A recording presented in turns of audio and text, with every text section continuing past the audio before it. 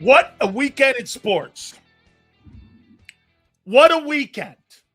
I mean, UConn and Duke, that was sensational. What an absolutely great Elite Eight game that was. To push UConn into the Final Four against Illinois. Two best teams in the country, Arizona, Michigan, are going to battle it out in Indianapolis, but that was unbelievable. It was like Christian Laettner making that shot versus Kentucky. And it was like watching Valvano running around when he won the national title game, when he had his NC State team beat Houston, right? That thing was just like unbelievable. And Dan Hurley, what a great coaching job. Down 19 points. And those guys come rolling back, man. That was sensational. Everything you want in heart and grit, you got in that, man. That thing was spectacular. Absolutely great, man. Okay? Absolutely awesome. Hold on here. I see something down here. National Buck Show. What's a buck doing on the banner? I fucking played there. Excuse me. Lord, please forgive me. It is Holy Week. I'm not going to start the show out this week in Holy Week by cussing. Aunt Betty, I apologize. We will make sure that all these stunads today, we are going to make sure we are going to do our best in Holy Week. So I promise you, not going to let a dummy like KCA unbelievably unrail me today, because I am in a good mood because AJ Owens is back, baby. How you doing, man? Absolutely. By the way, 23 days until the National Football League's draft. Absolutely. Hey, I got to tell you, man, I am even more convinced. Let me bring this up here. Hold on here. Here it is. Here. Here we go. This is my favorite line. And I'm going to read out of ESPN here. Super chats go to the top. Please hit the like button. Let's see if we got any there. There we go. We appreciate each and every single one of you. So let me read this here. AP, Eagles general manager Howie Roseman, had a stock answer for every question about A.J. Brown that he fielded by the local media and national media in Sunday's NFL owners meetings as they're getting ready for this week's meetings. I understand that there's an interest in the A.J. Brown story. I unfortunately don't have a home under a rock, he said. But my answer to any question on A.J. Brown is A.J. Brown is a member of the Philadelphia Eagles. From my perspective, anything you ask me about A.J. Owens, I'm going to go right back to that answer, but I understand the interest. I put on TV and I see that there's an interest. But my answer is A.J. Brown is a member of the Philadelphia Eagles. My friends, he's so gone, it's stupid. Let me give you another perspective on how a coach and a general manager handle a potential player being traded. Sean McVay. Rams talked to trading Devontae Adams, but discussions never really got too far. I think one of the things that there's a lot of narratives out there, what I do think is most important is that we address the things that our players could potentially be affected with. So I believe that dealing with those things directly. He's a grown man. He's a great player. And so at the end of the day, there's a lot of different things that can go on. We've always looked at ways to upgrade our roster and feel like we want to remain competitive, and absolutely always look at the discussions and the dialogue of improving our team. It never got there. There are scenarios that came up that we absolutely could have, and we felt it was in the best interest of our team that it wouldn't happen, but we did look at it. But at the end of the day, Devontae Adams is a member of our football team and will remain a member of our football team. moving forward. Here's Howie's answer. I understand if there's an interest in A.J. Brown. You think? Unfortunately, don't have a home under a rock. What is this, a soliloquy? But my answer to any question on A.J. Brown is, A.J. Brown is a member of the Eagles. Yeah, right now. From my perspective, anything you ask me about A.J. Brown, I'm going to take my bat and ball, and what I'm going to do is give you a normal answer of he's a member of the Eagles on March 30th. What a lawyer's answer. What a lawyer's. He's so gone. Be preparing for the 2026 Philadelphia Eagles season. Be prepared. He's gone. There's not a chance in hell that guy's going to be on your football team. That's why they're loading up on wideouts. They're going to do it by committee and with Devontae Smith as their one. Devontae Smith's going to move into the role, and be prepared. A.J. Brown is officially a member of the New England Patriots. Life after A.J. Get ready. It's happening right in front of your eyes. How you doing? Wow. How he can't answer a simple question about a player? Since when? I bet you if you asked a question about Jalen Hurts being traded, he would say that that's stupid. I bet you if you asked him a question about Jordan Mailata, what the media should do is this. Hey, is there plans to trade Jordan Mailata? And see if he gives you that stock answer. By the way, you know who wrote that? Tim McManus, who covers the Eagles. He's one of the guys in the secret circle. That was directly from Tim McManus. Tim McManus's words, stock answer. That's not me saying that. That's a guy who's a beat writer for the Eagles. It's now officially confirmed. He's gone. Be prepared. The glorified CPA is back. Just how the same way I was kicked out of Sunday school in church for cursing out the Reverend. How you doing? Hey, Howard Roseman, man. A.J. Brown, June 1st. He will not be on this football team. I'm more convinced now than ever. The question is it going to be a 2-3 or a 1-2?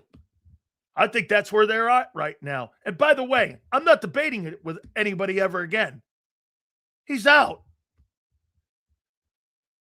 Your general manager has made it completely apparent. He's gone. Gone. Hold on. Wait a second here. Did Howie answer the question? How about Nick Sirianni's answer? Nick Sirianni answered it the same freaking way. By the way, not debating it. Because he said it. What was Nick's answer? Let me see here. Let me go to Nicky. Let me go to Nicky Poo. Boy, Bob Lang must be hard at work right now, boy. Man, he must be hard at work. Hey, what's this? Both Eagles GM Howie Roseman and Nick Sirianni echoed the same message that A.J. Brown is an Eagle. But get this, even that dude who covers the team for WIP, ESP, said he's not buying it. The number one topic going into Jeffrey Lurie's press conference tomorrow with the NFL owner meetings is what is going on with the stadium and what is going on with A.J. Brown. He will not be a member of the team. How you doing? Big Sills, right again. I'm getting so sick of being right. Okay? I'm getting so sick of being right here. Hey, you know, it is Holy Week. We just had Palm Sunday. Now we're going to have Easter Sunday. Lord, thank you very much for making me such a savant on getting things right. Thank you. I appreciate you. Oh, and by the way, the question once again will be whether or not it's a 1 or 3 or 2 in a 3. Okay? Making something out of nothing? What do you mean? Making something out of nothing. Those guys answered wait a minute. They never answered the question. They never answered it. I don't have to put money on something that's a for sure thing. Bye-bye. Bye-bye. Bye-bye. See ya. I've never seen so many fans want a guy on the team that doesn't want. That's a great take. These guys want a guy on a team that doesn't want to be here. Can you believe that? You want a guy that doesn't want to play here anymore to be on your team?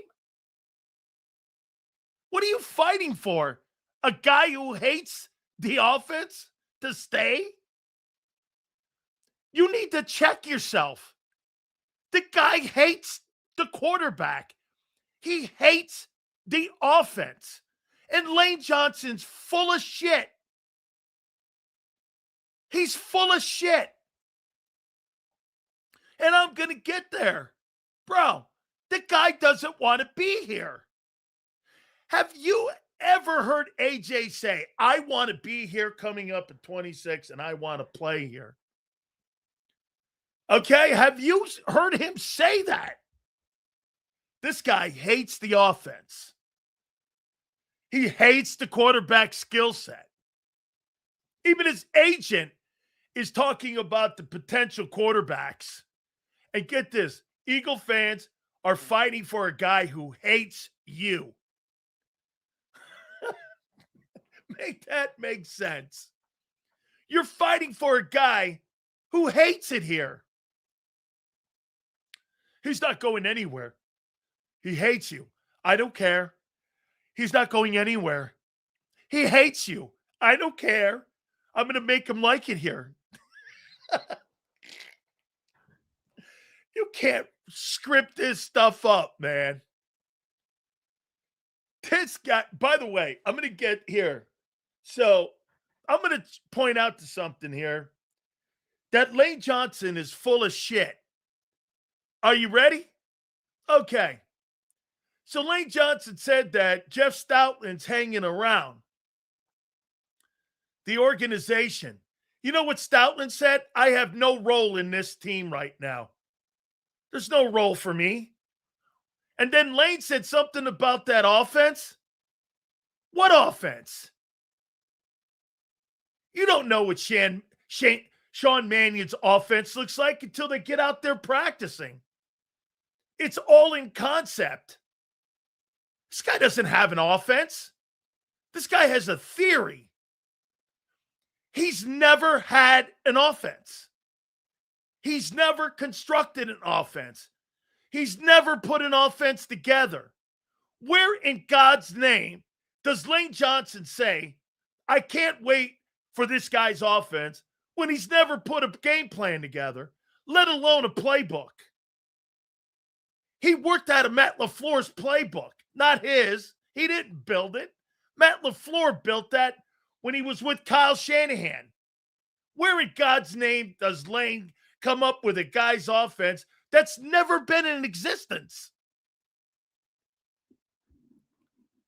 The guy's never been a play calling guy who's ever built an offensive playbook.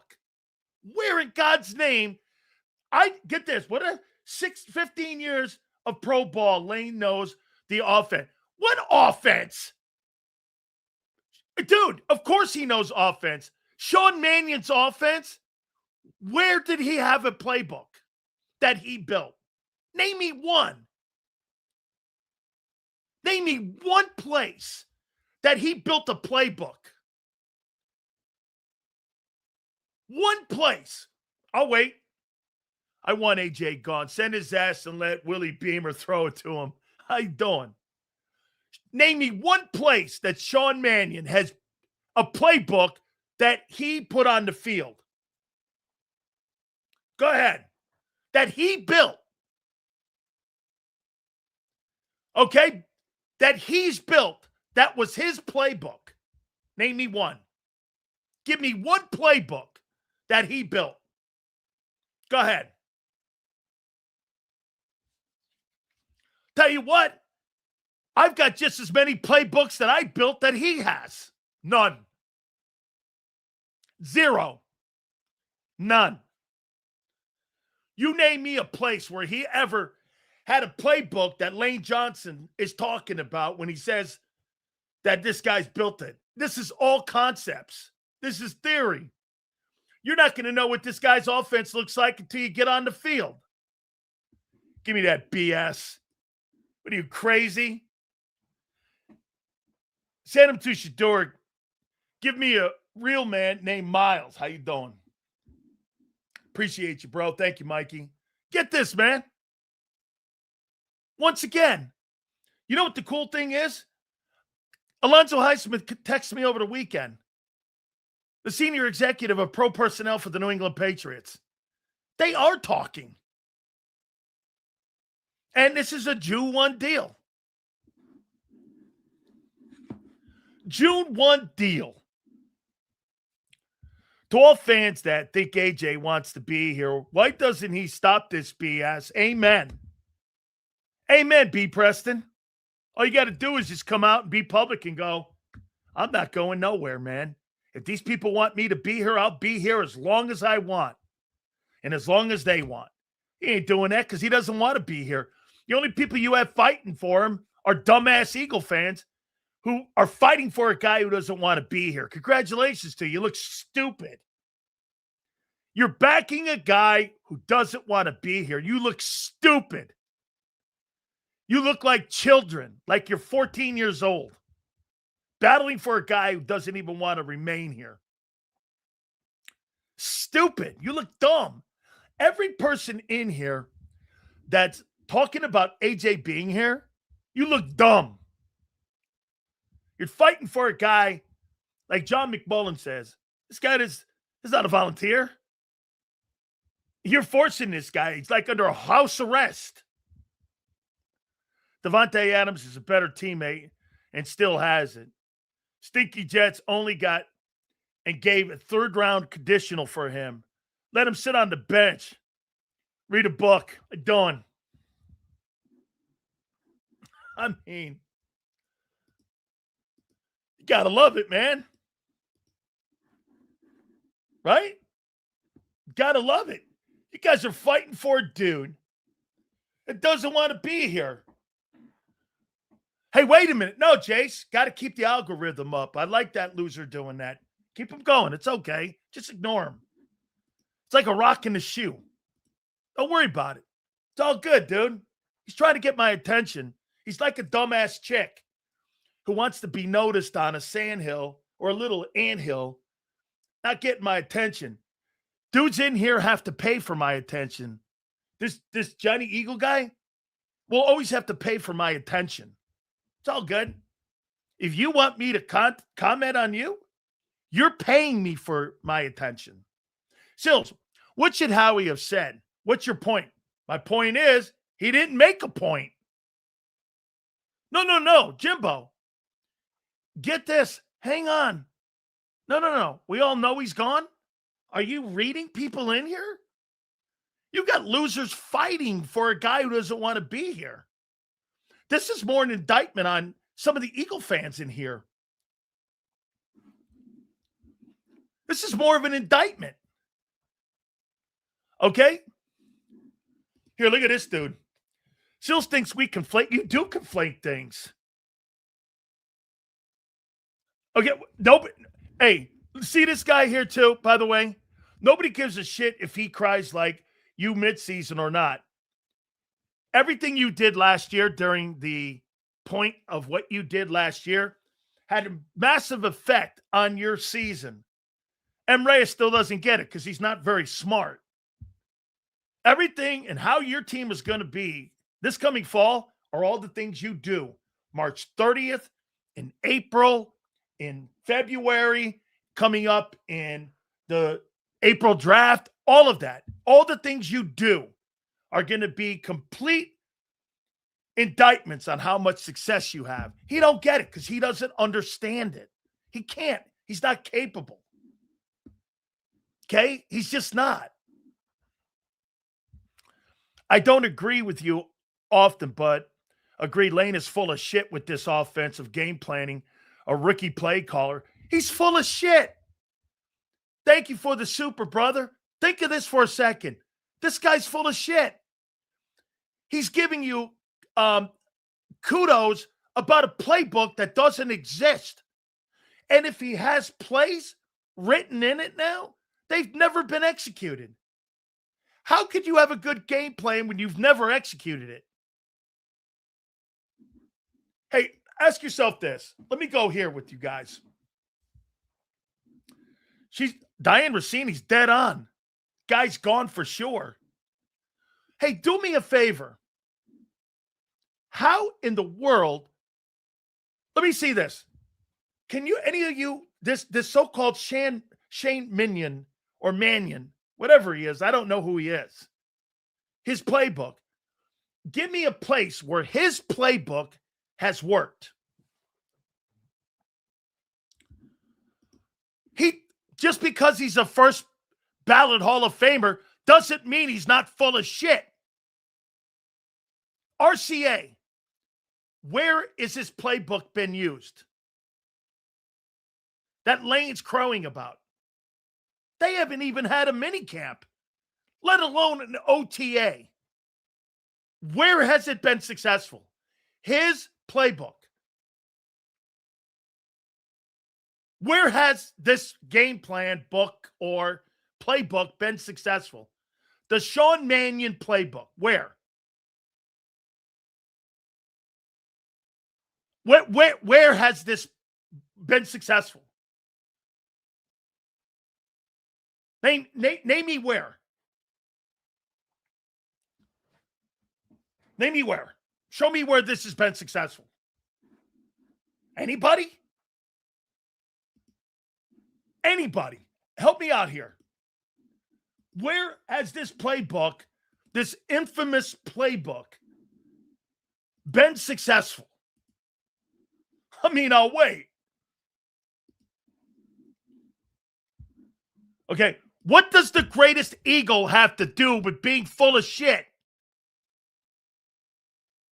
Where? Okay, wait a second. Wait, get this. Where has it failed, numbnuts? It doesn't exist. It hasn't failed. It hasn't had success. There's no such thing. He made my point. Where has it failed? It doesn't exist.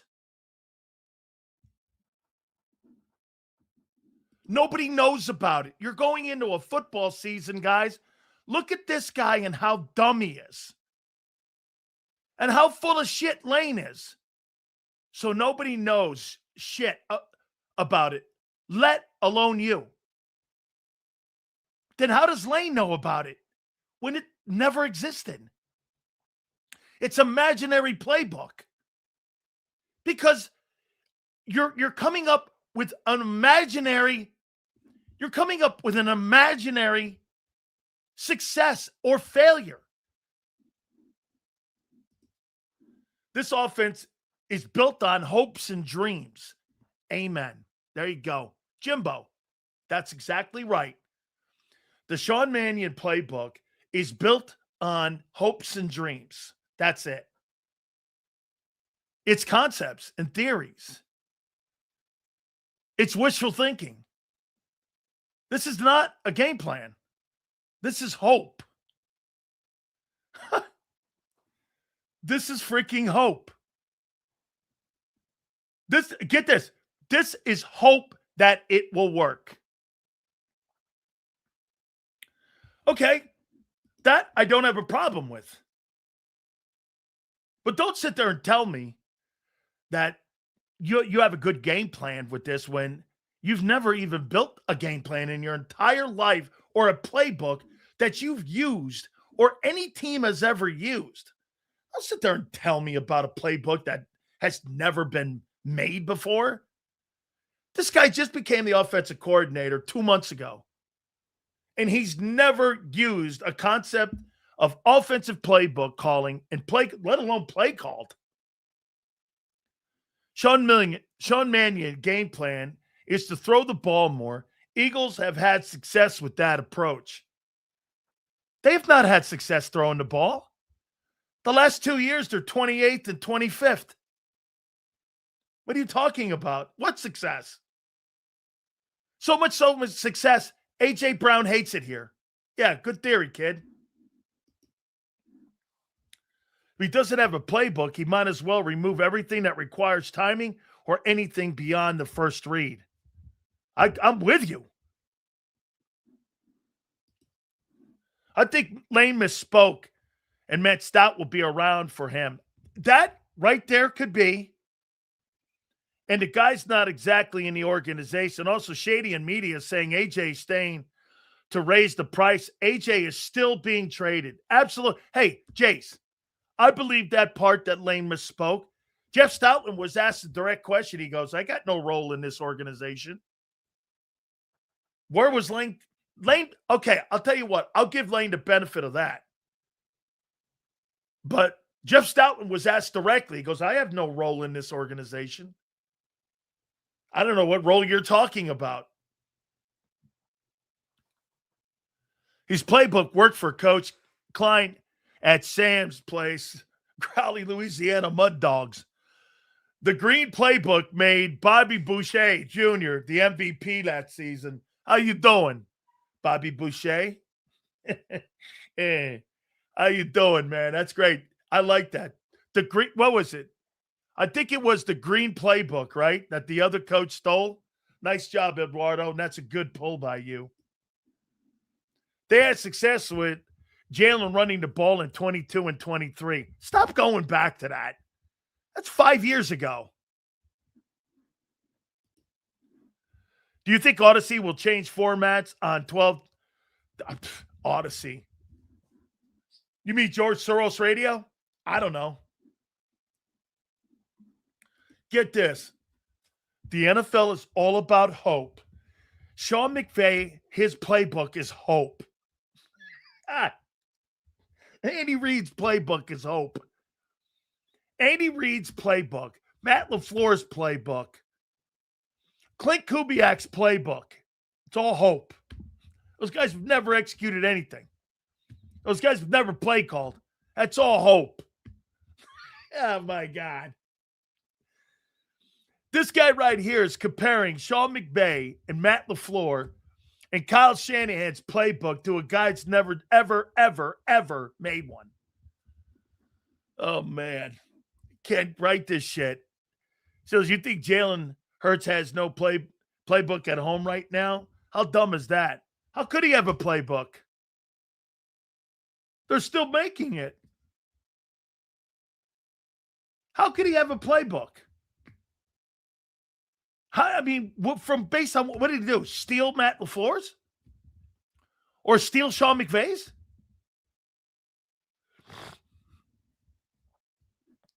Okay.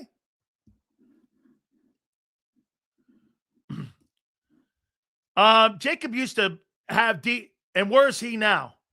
He's in the ether. Nobody knows where he is. Good afternoon, Sills. Just want to say I enjoyed watching the UFL this weekend. I did too. Absolutely, man. D Gun. Yeah, he left Jacob and nobody knows who he is. Yeah, who? Yeah, okay. Talk about Two-Face.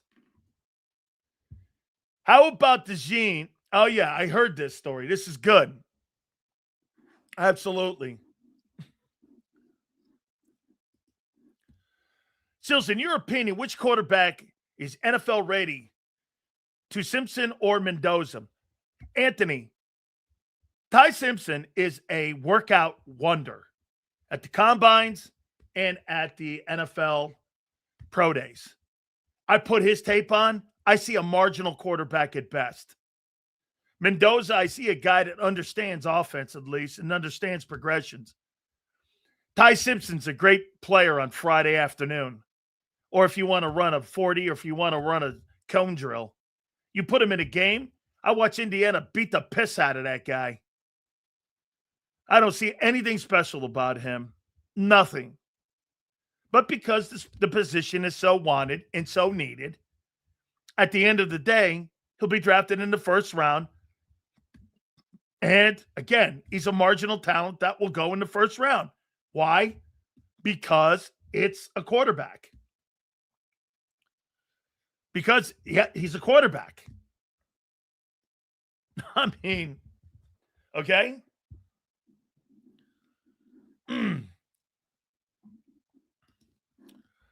Seals, did you hear the Pats and Eagles will hold joint practices during training camp? Won't that be interesting for A.J. Brown? How you doing? Mendoza's best spot would be Vegas with Clint. Absolutely. Absolutely. Seals, what do you think of that UConn quarterback as a late draft UDFA? I'll get back to you on that. I need to watch a little bit more there. I do. Okay? I do. Let's see. I think there's a base playbook. Okay? But you don't know who's going to be in the team, so you don't know who's going to be on the team, so it's kind of hard to design for that. Wait a second. Are you under the impression that Kyle Shanahan has a playbook, and when he acquires a player like a Mike Evans, he adds to the playbook. He doesn't build his game plan around a Mike Evans. And since when does Nick Sirianni build a game plan around A.J. Brown since Saquon Barkley got here? He's not building that passing offense around A.J. Based on what?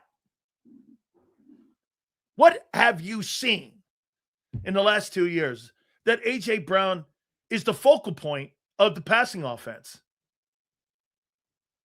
Like, where did you see that? Where in God's name did you see that? Lane Johnson talking. Listen, he misspoke about Stoutland was asked directly, what's your role? He goes, I don't have a role. Listen, if you don't want to say Lane lied, okay. But Lane's trying to make the environment in the building comfortable, and he should answer that way. But come on, man. I'll talk. When you hear it directly from Jeff Stoutland, I have no role in the organization. And him saying that, hey, he's going to be around, that's more of an indictment on Chris Cooper.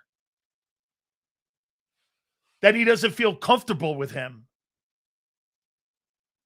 Okay? That's what I'm saying. AJ might not be here. Why would you build around him? Correct? They don't build the passing game around him now. This is why he does. You got guys in here fighting for a guy who hates it here. It's crazy. His exact words was, hasn't talked to anyone about any position like that. Yeah. He's got no role. Jeff Stoutland was asked directly. He hasn't talked to anyone about any position, about anything. Lane Johnson's full of shit. And people hear what they want to hear.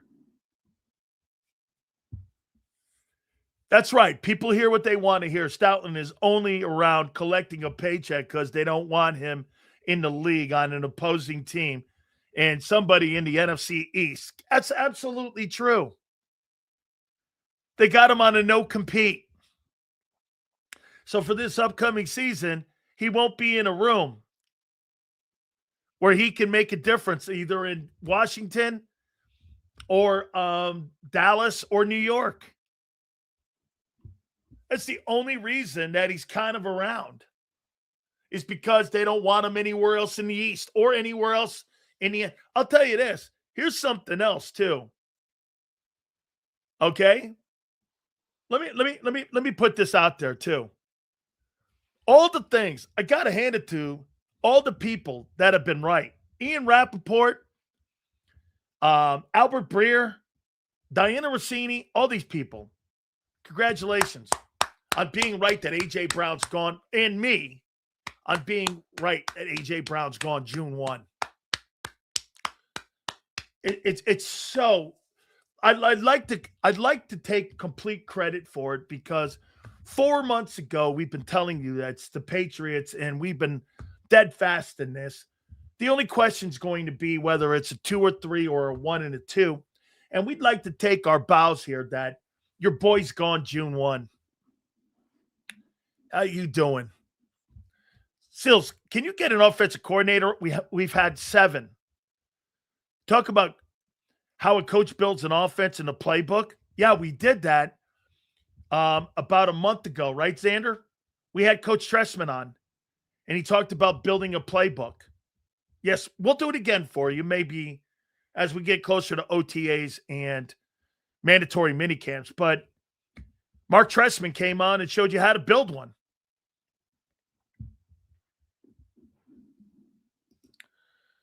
I say, by the way, that's good. Pietus, I would say this.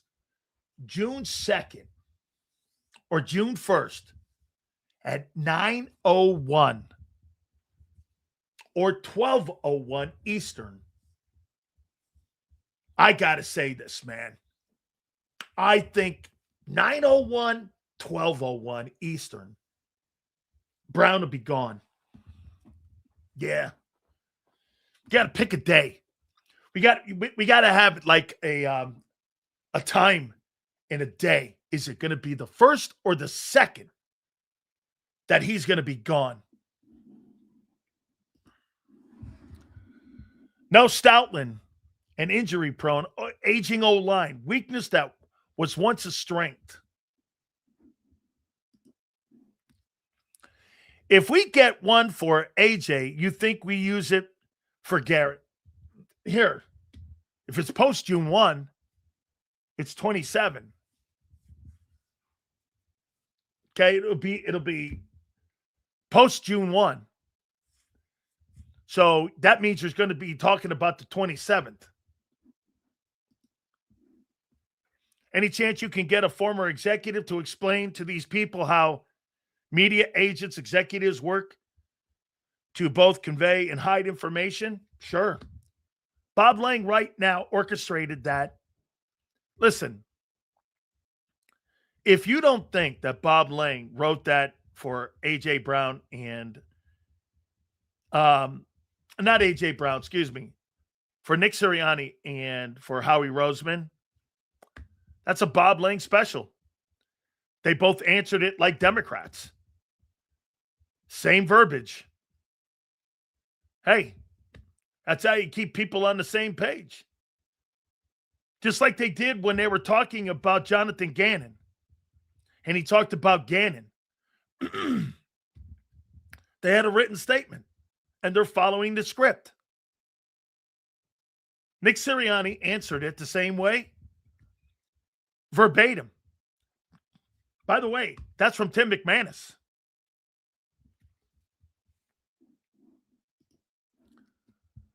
Seals, will the Eagles take a big cap hit to ensure a 1 for AJ for this 2026 draft, or do they want the 27 first? I'd take the 1 and I would take the 1 in 27.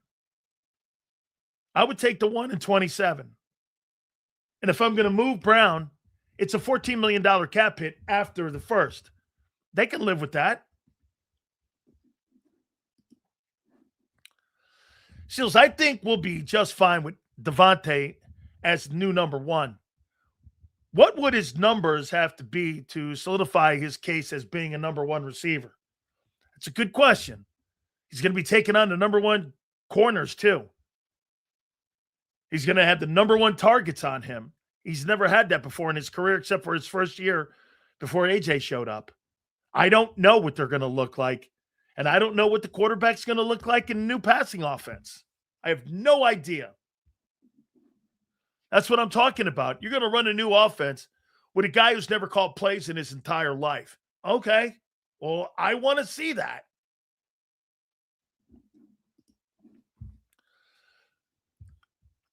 Sills, Schefter just reported that Dallas is unsure of tagging wide receiver George Pickens will report to their offseason program. Is this anything? Yeah, he wants a long-term deal. He was promised that they were going to work on a 3-year extension. And Pickens wants an extension. He doesn't want the bag of money. He doesn't want it. Howie basically saying he's an Eagle until further. Yes. Yes. Okay? Yes.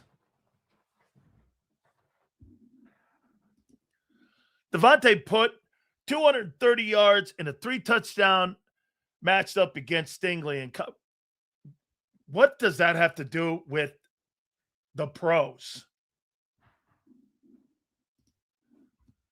June 1st is a Monday, so Howie can have his reach around all week. In the sports news, oh, God, yeah, that's going to set it all up nice for him. That's a Monday. Way to go, Hollywood. They're going to prep you all up. Bob Lang's going to set everybody up. They're going to have their secret powwow meeting. They're going to put all the collective heads of the 5 families known as the Philly media in a room. They're going to feed them a line of BS, and then they're going to go through that next week, and they're going to be able to send it out to you. And they're going to just go like all this BS. And before you know it, by Wednesday, you would think that A.J. Brown broke his neck. Slow. Too many drops. He's old.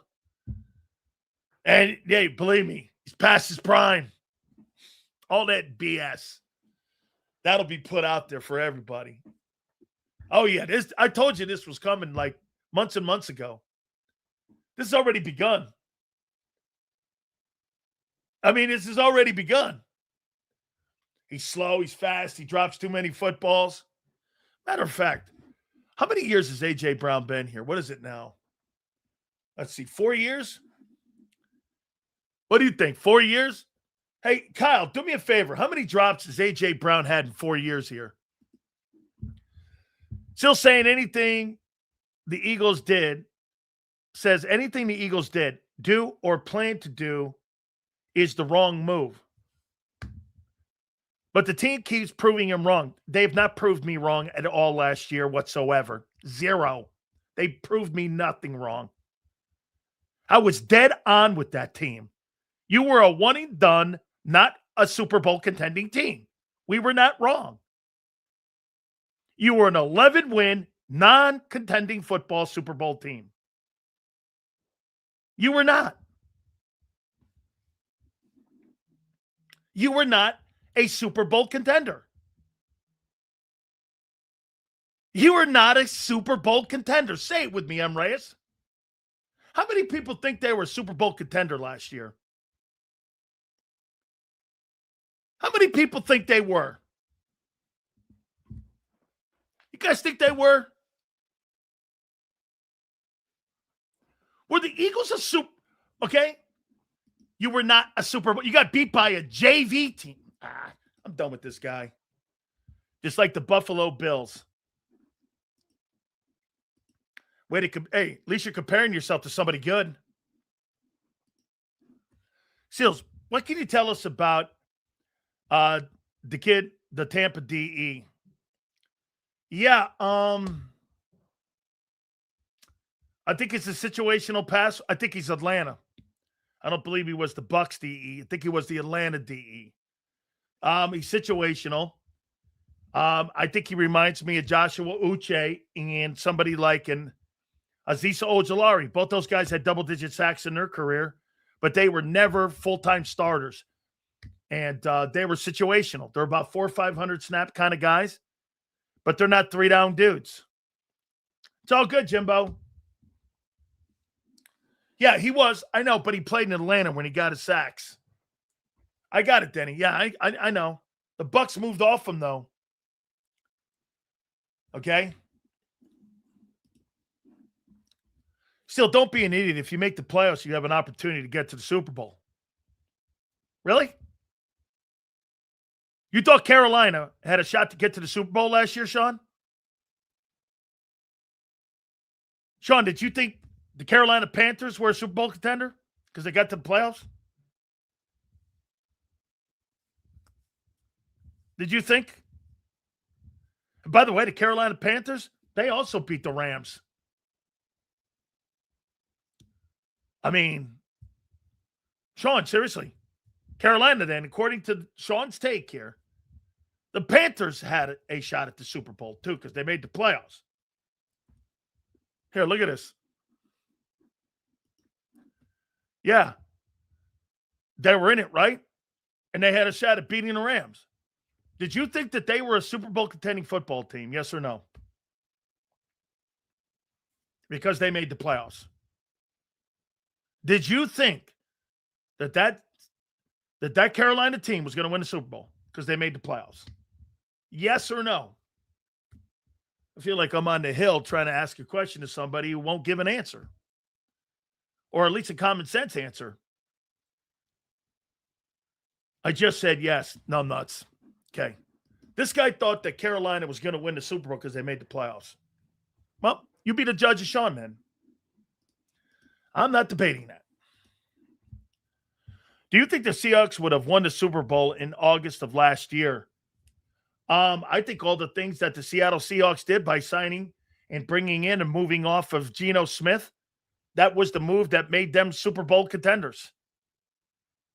And when they brought in Sam Darnold, that was the difference. What other move did they make?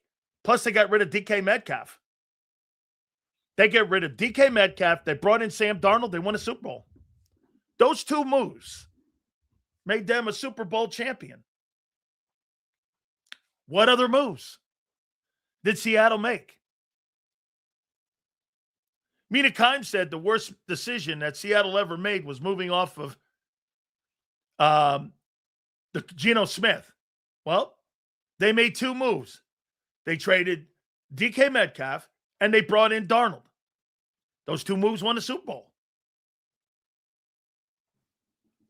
Last year, anybody could have made the Super Bowl. Really? And how did you get beat by the JV 49er team? You had all your guys on the field. They didn't. Ramir, explain that 49er loss to me. Explain the 49er loss.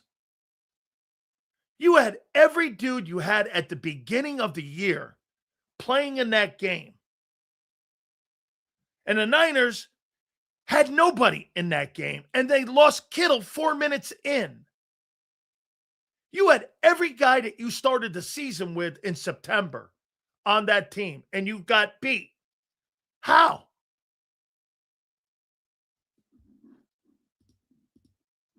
Everybody were beatable last year. Come on now. You said the same thing. Okay.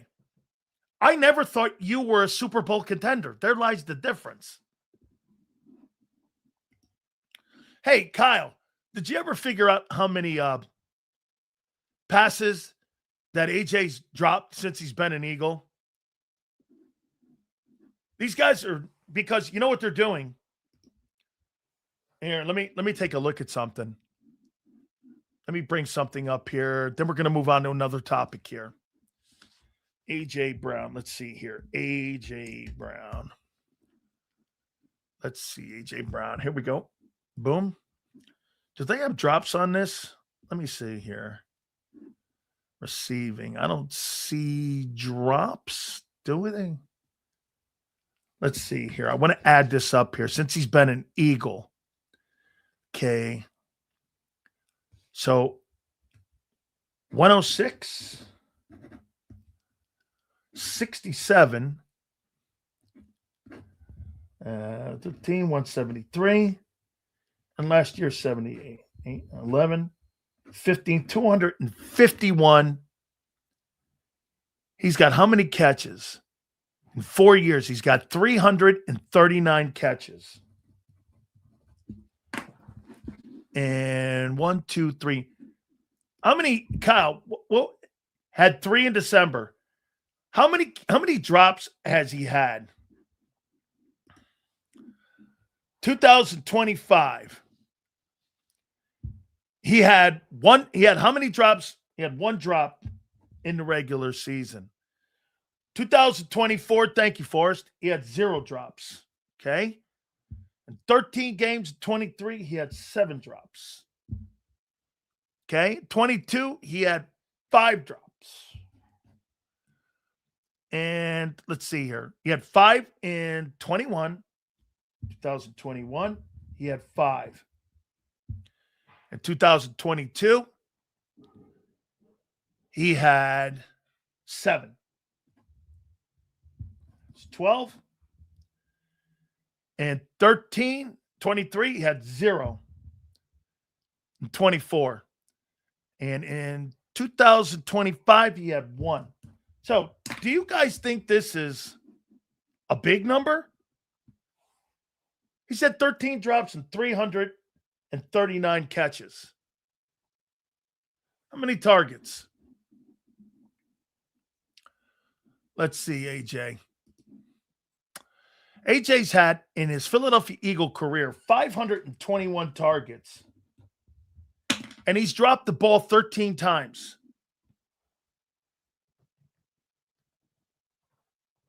$521 targets. You think that's a lot?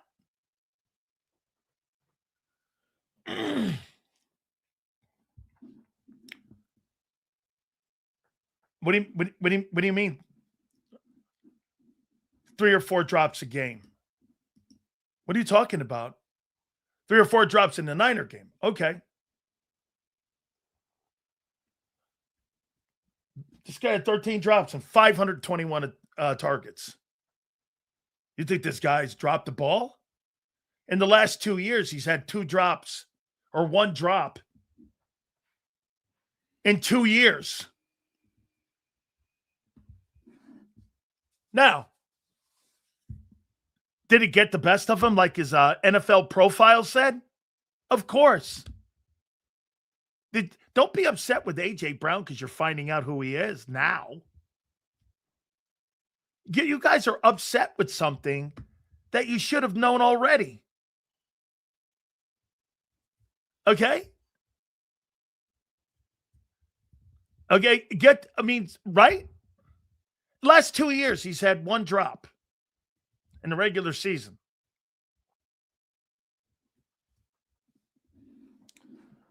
Critical moments? How many stupid overthrows is that quarterback thrown behind him? How many times has he made A.J. Brown and Devontae Smith's job harder on these guys when they're behind or not in front or they're whatever? That's what that guy's sick and tired of.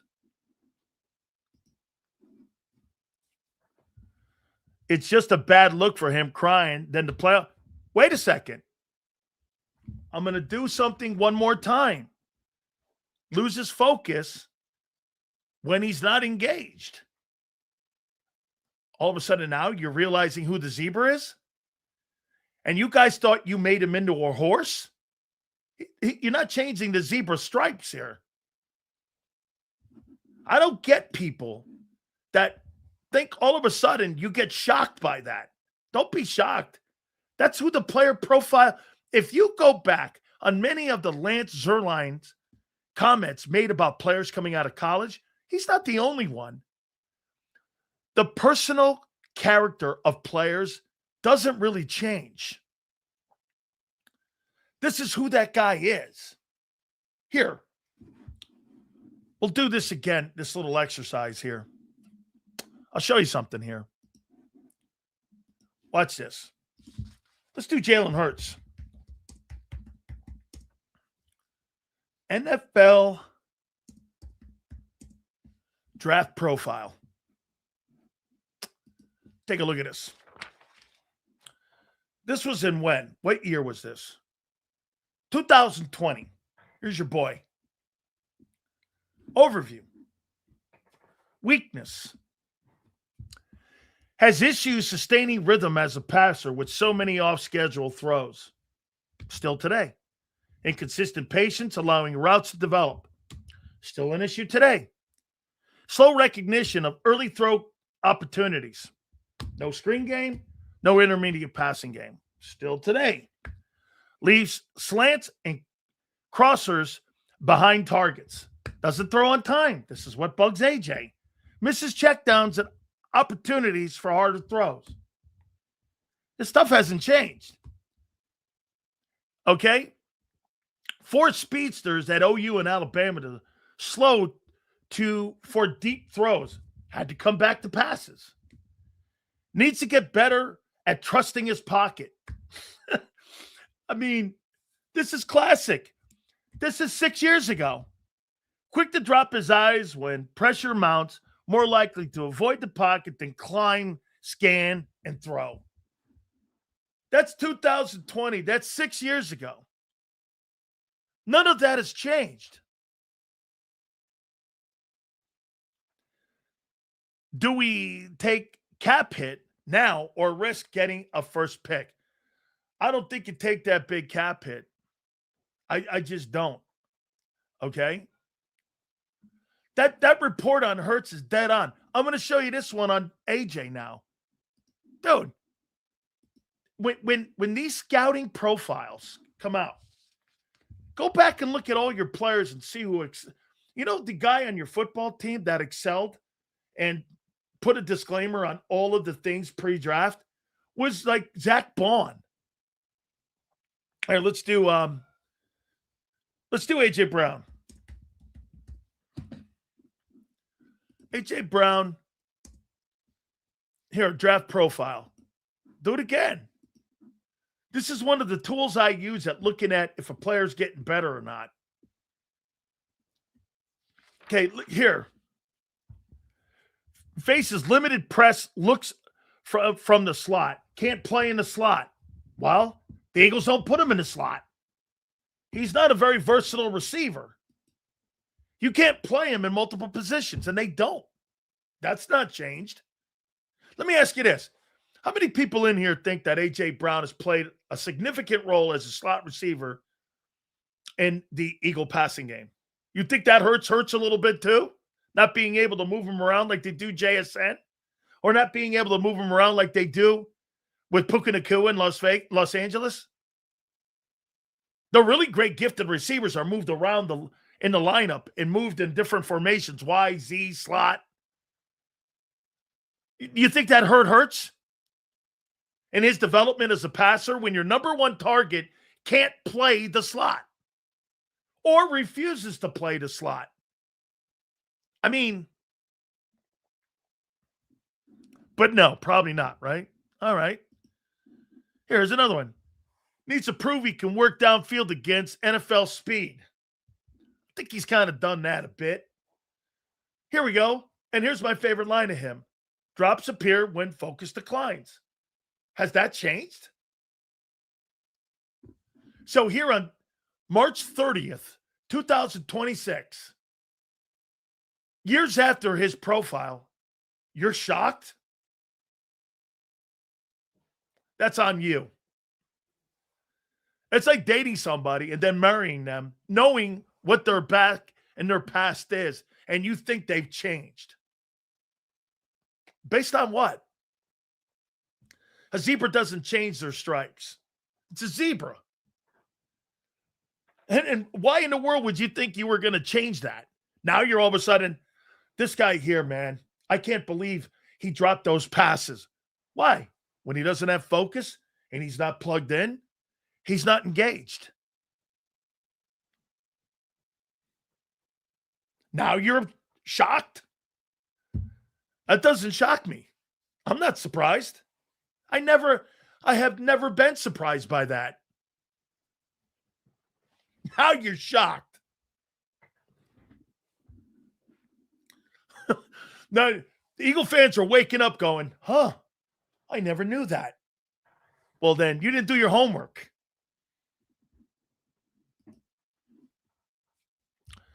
So does anybody realize why they they brought in Cooper and Bell. Not only are they big physical receivers, they also play in the slot because you get nothing out of three hole. You average 27 receptions with all of your receivers in the three hole over the last 5 years. You're basically playing 10 on 11. The third wide receiver in Philadelphia, you could put him on a 4x100 team, and he gets just as much work as a sprinter. He doesn't get any work whatsoever as a pass catcher. You know, the only guy really to ever have any kind of success has been Quez Watkins. The rest of those guys, they're just sprinters.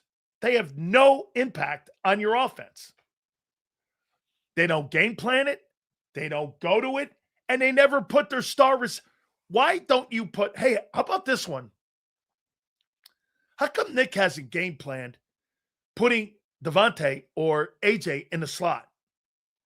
Like at any time. Why is it so predictable? Is it the quarterback? How come your two star players, your biggest investments, you don't play and move multiple places? Why? Anybody? How come you don't move them around? Devontae, AJ. Devontae, AJ. It's so predictable. That's why your passing game's 28th. Hey, and by the way, if you're a play caller, whether you're Brian Johnson, Kellen Moore, by the way, so I want to show you something here. Let me show you this. This will change everybody's opinion on Kevin Patullo, okay? It's so obvious. Here's Jalen Hurts. Jalen Hurts. So Jalen Hurts in 2024 had 361 attempts. 361 attempts. This past year, they had 454 attempts.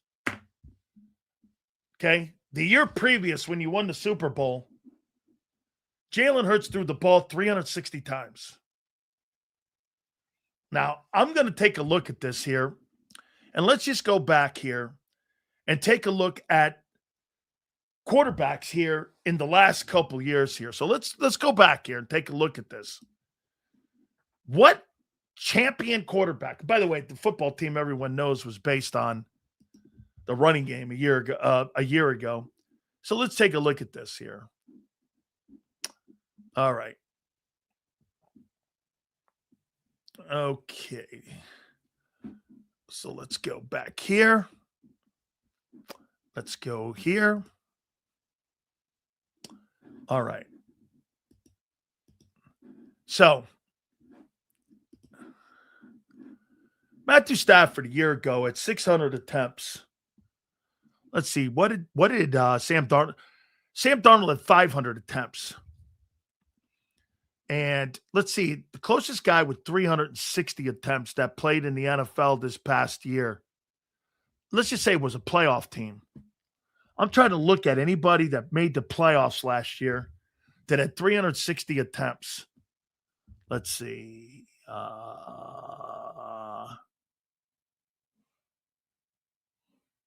That'd be no. Let's take a look at the 24 season. Anybody. Let's see. 652, 439. Let's see. There's Jalen Hurts. And what was he ranked in attempts that year? Jalen Hurts was 24th. So let's see. Quarterbacks that made the playoffs that year. Mahomes, Geno, Baker, Knicks, all in the 550s. Nobody made the playoffs with 300 attempts. Let's do another one. One last one. Let's go 20. 3. Let's do the 22 one. No, the 23. Let's go 23 regular season. Let's see here. Hurts had 500. Wait a minute. Yeah, Hurts had 538 attempts. He was 11th. My point is, that year you won the Super Bowl, they took it out of quarterback's hand because that was the way to win. That's the way to win. Had four, didn't play his final game. Not much to play off of there, Sills. Well, Darnold is a spectacular passer compared to Hurts.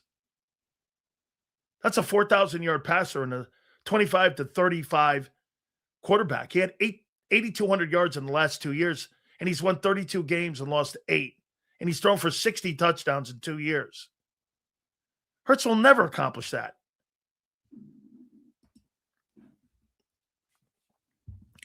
When your quarterback is trash and your running game is average, you lose. That's exactly what happened. Sills, the league is moving away from the big X wide receiver. I'm moving guys around. Yeah, I think so. I think that's right.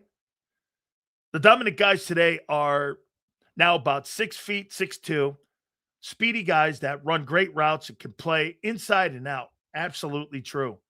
That's a great point. Jimbo, do you think that Devontae Smith can play in the slot?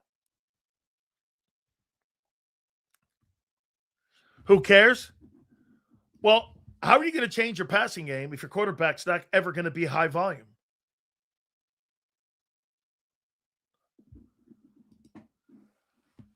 How many people in here think that Devontae Smith can hang in the slot, being moved around? I think that's where you're going to see difference.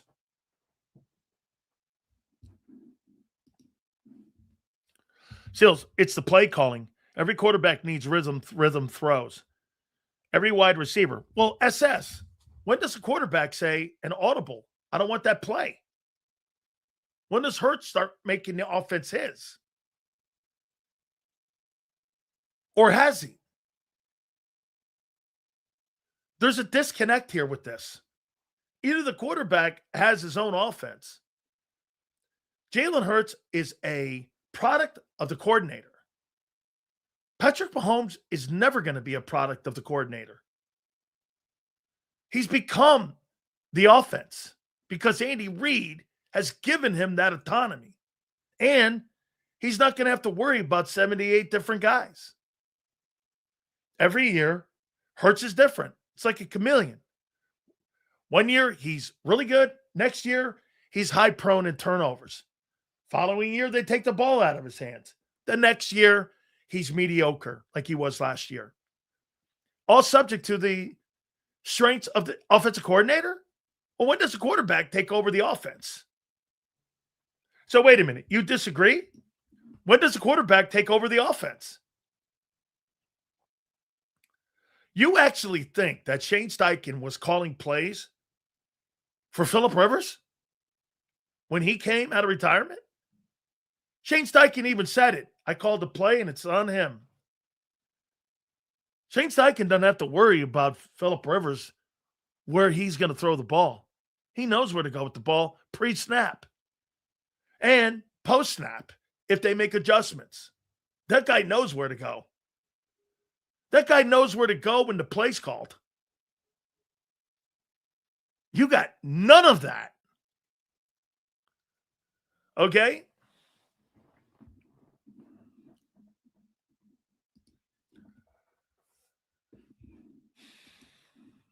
NFL trending back to 2 tight ends, i.e. Belichick. I read Belichick. A 2 tight end set that they were going to run up there with Aaron Hernandez and with Gronk was going to be special, Kim. It really was. That was going to be a special offense, to say the least.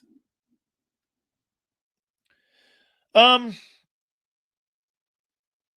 going to do stay or go here in a minute.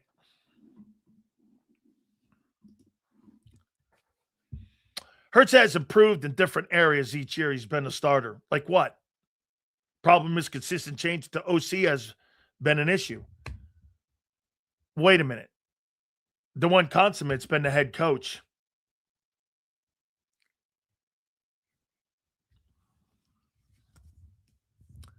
Nick's the coordinator, dude. If you think, hold on. Let me ask you this. I tried to make a point with this guy's like imaginary playbook. There is no playbook. This is Nick Sirianni. Why would you hire somebody less than the guy you had a year ago in experience? Because you have the playbook. This is Nick. So I'm going to turn my team over to a guy that's never built the playbook, never called a play, less experience than even Kevin Patullo. And my job's on the line? How dumb are you? Sean Mannion is a front guy. I mean, I don't care what anyone says. You hired a dude that has an imaginary playbook. You think they're building a playbook now? Whose playbook do you think that was in Green Bay? Sean or Matt LaFleur's or Sean Mannion's? I could care less about this guy.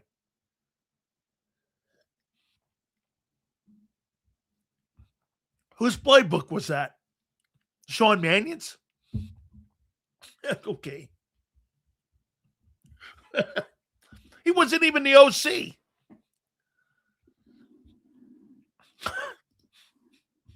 You'll believe anything. I mean, you got to be kidding me, man. Seals Eagles just got a 1-year deal with OLB.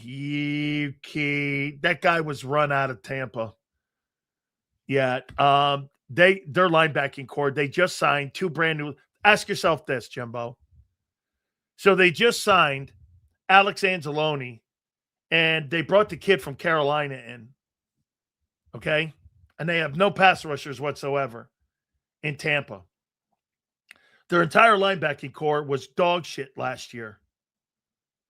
And they've completely revamped it all, even to the point where get this, Levante David was also a problem on that team because they couldn't cover. The Bucs linebacking core was a train wreck last year. I don't know. Maybe in Vic's offense, this is another. You know what? No disrespect to John. Just because you hire a bunch of sandwiches doesn't mean they're good. Like this thing about he didn't proof the roster. What he did was he's getting the 90 just to fill the roster. You're not bringing quality guys in. You're bringing dudes in. And if I bring dudes in, that doesn't mean draft proofing my roster. You're trying to tell me adding Tariq Woolen, it's good. It's a good move. Is a better move than Trent McDuffie? Okay. In what world would you think that? That the Eagles had a better move at corner than what the Rams did at corner with McDuffie, who made first team All-Pro. Okay.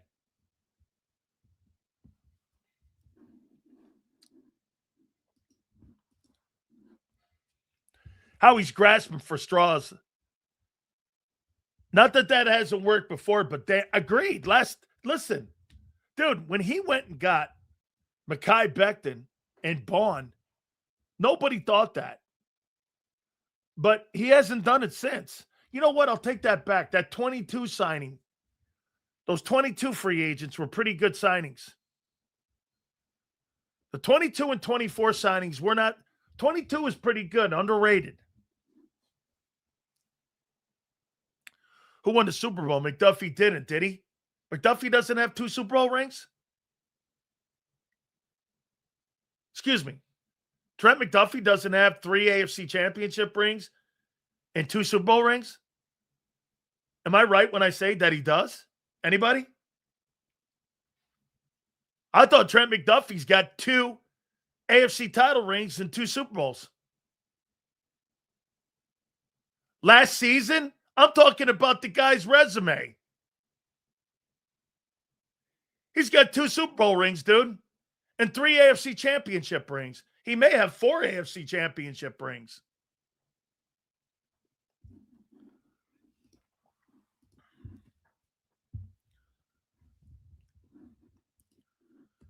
You aren't paying McDuffie, Q, and Coop. I never said they were going to trade for McDuffie. I said, you didn't have a better sign. I never said the Eagles should sign him. I said you should have drafted him years ago. We got that on tape. You know what some of you in here said, like M. Reyes? He was too small. Well, now he's first team All-Pro.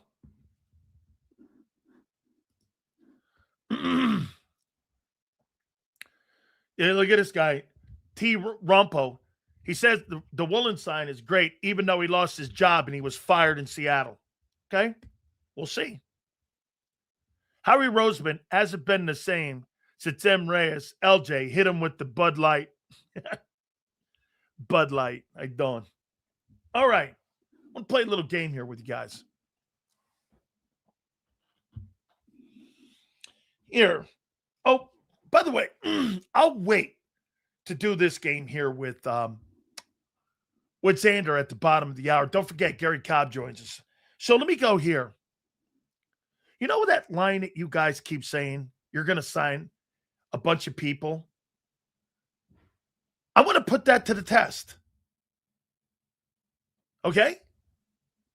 I want to put that to the test on how many people you're going to sign in the next 2 years. So you tell me.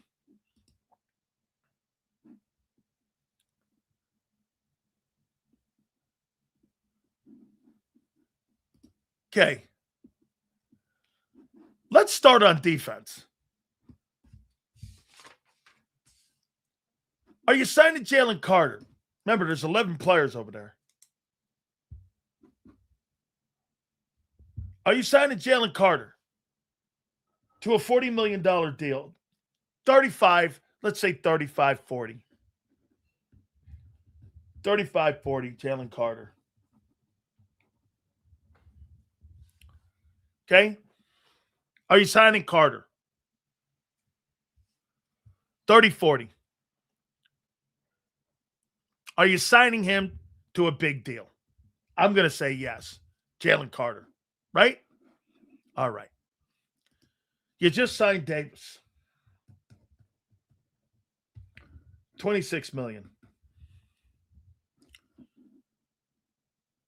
Are you signing a Jomo?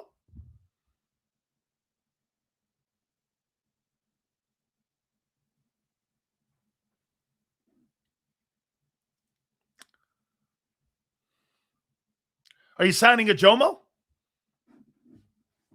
No. Okay. Jomo's walking. Okay.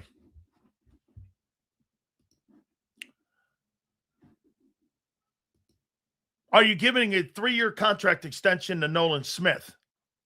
No way.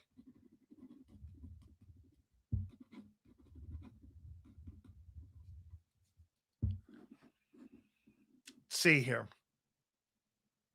And by the way, that'll be a 1 rookie contract you got and let him go. Well, okay. Are you signing Jahad Campbell? Well, you don't have to worry about that in the next 2 years. He's on a rookie deal. But Jalix Hunt, you signing him to a 3-year contract extension at probably what will be a market value of around 25 to 30 million. This next 2 years. You're going to sign Jalix Hunt to a $30 million deal? Yes or no?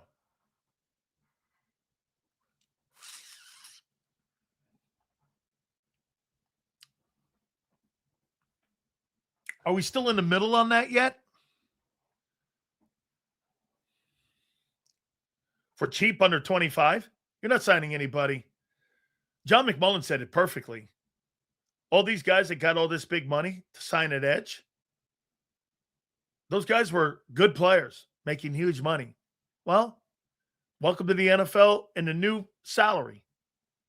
You pay great money for good players, not great players anymore.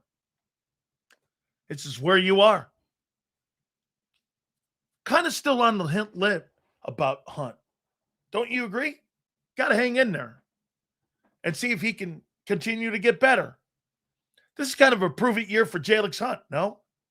So I'm not saying no, but I'm going to put him over here and go, because last year they needed to get another starter at edge because the two edges weren't getting it done. Okay? So Campbell's on a rookie deal. You don't have to worry about him until 29. Right now, you've let Nolan Smith and you've let Mauro Jomo, and Jalix Hunt has to show us this year maybe he's in line. Okay. Let's go to another guy. Well, Tariq Woolen, I mean, he's not part of your future. Marcus Epps is not part of your future in the next 2 years about signing. You got to sign all these guys. This is the conversation I get from you dudes. Andrew Makuba, I'm going to put him over here with Jalix Hunt. I don't know. And plus, he's on a rookie deal. I don't have to worry until 29. So I'm going to take that off. I'm going to worry about him. Quinyon Mitchell. Cooper. Cooper DeJean, 30. And Q, 30. Okay? Let's see over on the offensive side in the next 2 years you're extending. I don't know what you're going to do with Hurts. You're not extending Barkley. You're not extending A.J. Brown. You're not extending Devontae Smith. You've already got an extension with him. You're not extending Hollywood Brown. You're not extending Dallas Goedert.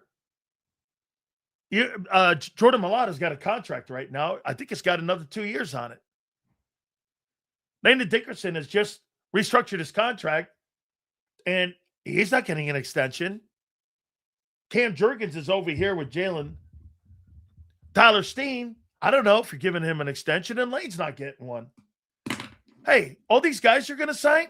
I counted 3 dudes. What other dudes are you talking about?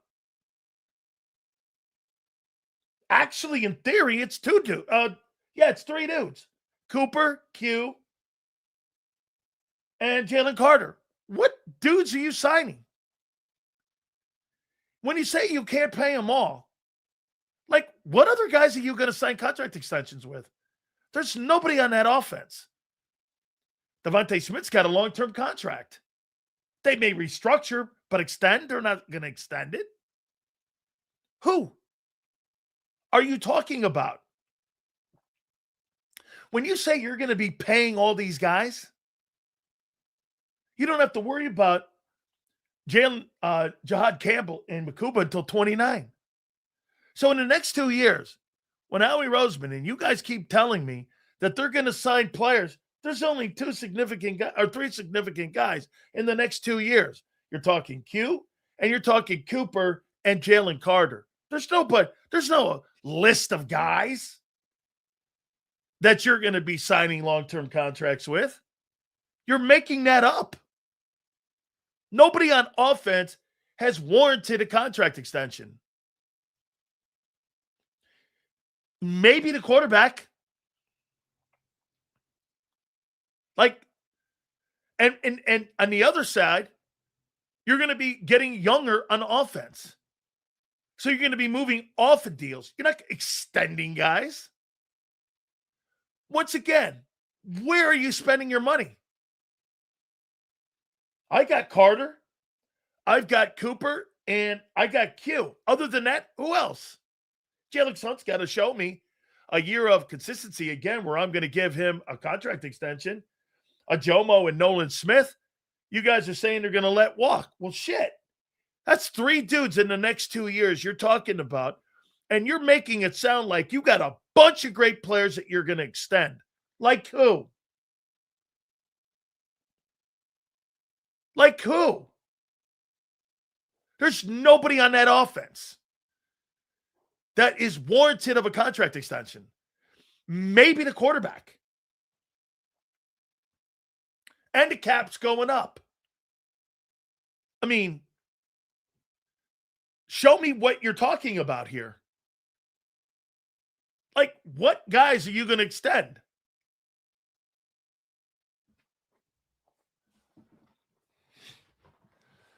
Devontae Smith just started his extension. They may revamp it around, but you're not extending him. So is that what Jimmy Johnson rebuild this offense? He continued to go into the O-line. And he would get a fresher running back. If the quarterback reminds him of Aikman, you get a – hey, do you think there's any coincidence that when Jimmy had a high-volume passer in Miami, it failed? And when he had a low-volume passer in Dallas, he excelled with a great defense. He wanted to do the same thing in Miami. Dan Marino didn't want to do it. That's a fact. That's why that relationship between Marino and Jimmy's not good. Is because Jimmy wanted to build an offensive running attack around Dan. Get this. Do you guys agree with me on this and John Elway? The difference between John Elway and Dan Marino was this. Elway saw the writing on the wall and went like this. Terrell Davis, late in his career. And he went with the running game. That's why he won them 2 Super Bowls. Marino never wanted to do that. And that's why he didn't. There's the difference between Elway and Marino. Elway saw the writing on the wall. I need a running game. I mean, high-volume passing wasn't going to win it in Denver. High-volume running won it in Denver. Well, how you doing? Oh, boy. Here, well, hold on for a second. Let me put my hand over my heart. You know what? Every time I listen to Howie Roseman, I want to hold like one of my coolions because I know he's trying to steal the other one when he talks to people. A.J. Brown's on the team right now, and A.J.'s here right now. And then you got Nick echoing it like it's an echo chamber. It's like a ventriloquist. It's like Nick sits on Howie's lap. And here's Howie. Here, watch this. Hey, Nick, what do you think of A.J.? I think A.J. Watch my lips. I think A.J. Brown's really good here. I think A.J. Brown's going to get on the team. What do you think? Do you think A.J. Well, A.J. John's on the team right now, and he's not going to do anything here. It's like a ventriloquist act. This thing's dope. This thing's great. All right. Gary Cobb will be with us. Oh, I'm going to ask. I got another question for Big Z here in a second here. Without further ado, on this Monday, 23 days out from the National Football League's draft. How you doing? Is that bad puppy in Pittsburgh? Is that where that bad puppy is this year? Another great city, man. All right. Without further ado, the Susquehanna, the Monongahela, all those fine rivers there going right into the draft right there in PA, baby. Without further ado, we bring you Big Z, Zander Krause. How you doing, bro? Nice. What's up, Sills? How you doing, brother? I am doing. You liking what you heard from Howie? Oh, yeah, because it's more content. Yeah, I agree. What'd you make of Howard Roseman's comments there at the NFL owner meetings there with, hey, my boy's an Eagle right now. What'd you make of it? Well, it sounded like a PR to me, right? Nick said the same thing today, so you can tell they were given the sheet, the index card of the sentence to memorize before they went out to the podium. A.J. Brown is still an Eagles. Nick said the same thing, so it was a PR response. I thought Howie was honest about a couple things, but not about everything. And AJ was one of the ones that was a clear PR response. So we'll see what they do. I think, I don't think they have as much leverage though as people think. I really don't, Sills. So I don't know if Howie's not only playing the fans, but he might be playing the other people as well. Because how many people want him? How many people are willing to trade what Howie wants for that player? Depends on what the asking price becomes. Well, you keep telling me he hasn't declined, and it's got nothing to do with the decline, and there's nobody out there willing to pay the Birds what they want. I know, man. He's got like 8 drops in 531 targets. I get it. Hey, look, I understand. You think if he's so good, why is there nobody's giving him a first-round pick? How do you know that? We'll see. Wait a minute. That's a good take by you, and I'll ask you this. You think the Eagles are in a hurry right now, pre-June 1? No. Right. What? I'll ask you, am I still connected? I got you. Yeah. Yeah. Sorry, I was just putting my headphone in. Pieta says I have an echo. If they got what they wanted, you think they would have traded them by now? No. Not because of the cap hit. Nope. I think they'll tell them this. I think we'll wait until June 1 where that thing goes down to $14 million. Oh, this is about the cap now because I've made a point here. It's the same hit, remember. It's the same hit. It's just spread across 2 years after June 1. 7 a year. No, 14 and 20 and 26 if they wait till June 1. Oh, okay. Oh, that's instead right. Instead of 40 all in 1 year, yeah. Okay. All right. Yeah, no, I think they're waiting till June 1. Well, we'll see. Hey, by the way, my meter on him has now gone to 99.9.1%. Yeah, that meter's that meter's been at 99.9 for 3 years. It's finally come to fruition. You don't get to take a victory lap after 3 years. I told you I told you this year, but I didn't tell you it was New England. I've been telling you for 7 months, since the season ended, it's New England. And he's going in New England, 99.1%. He is so good. Help me out here on some of your Eagle fans because you have a connection with these guys. Why are they campaigning for a guy that hates it there? What do you mean campaigning for him?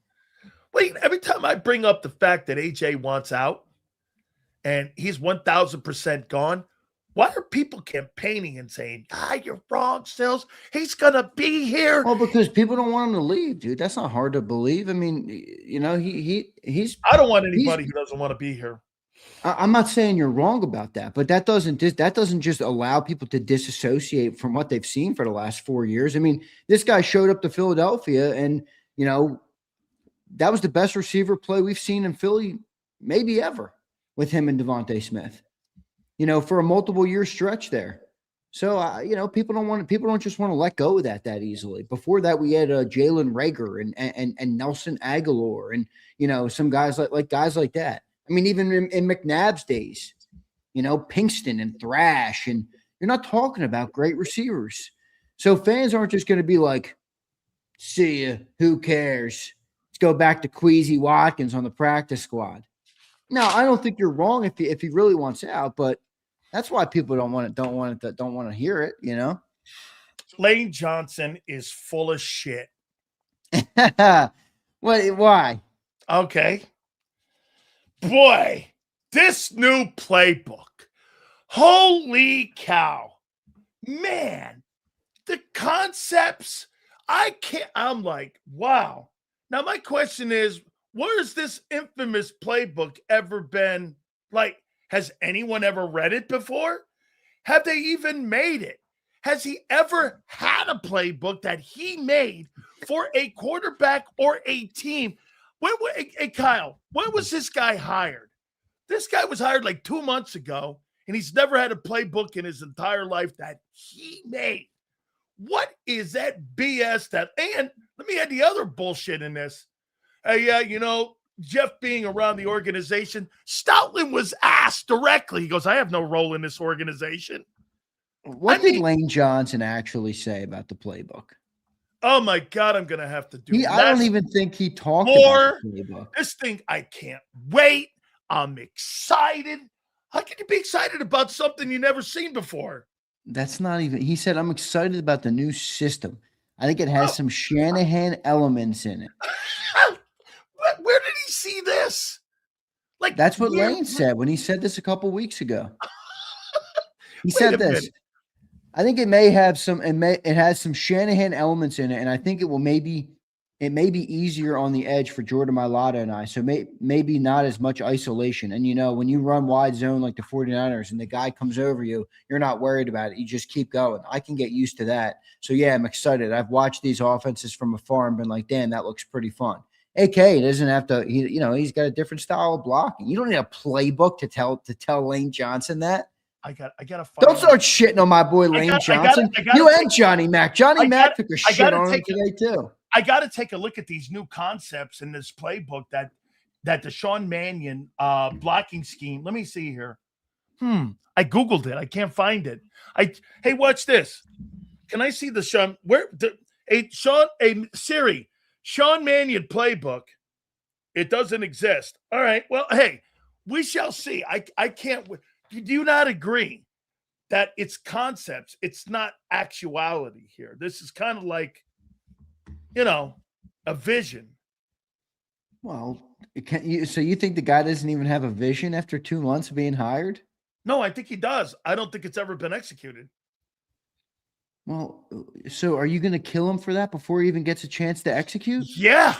And he's never. Well, then that's your prerogative. Hey, I can talk about the lack of experience. I'm not going to sit here and fucking tell you every day he's never called a play. I know. Guys, listen to this. I am going to kill a guy who's never put a playbook together and never called a play. No, but my point isn't that you're killing him. My point is that you're acting like it's a revelation that he hasn't instituted or hasn't established his offense yet. There's no games. What was Lane talking about then?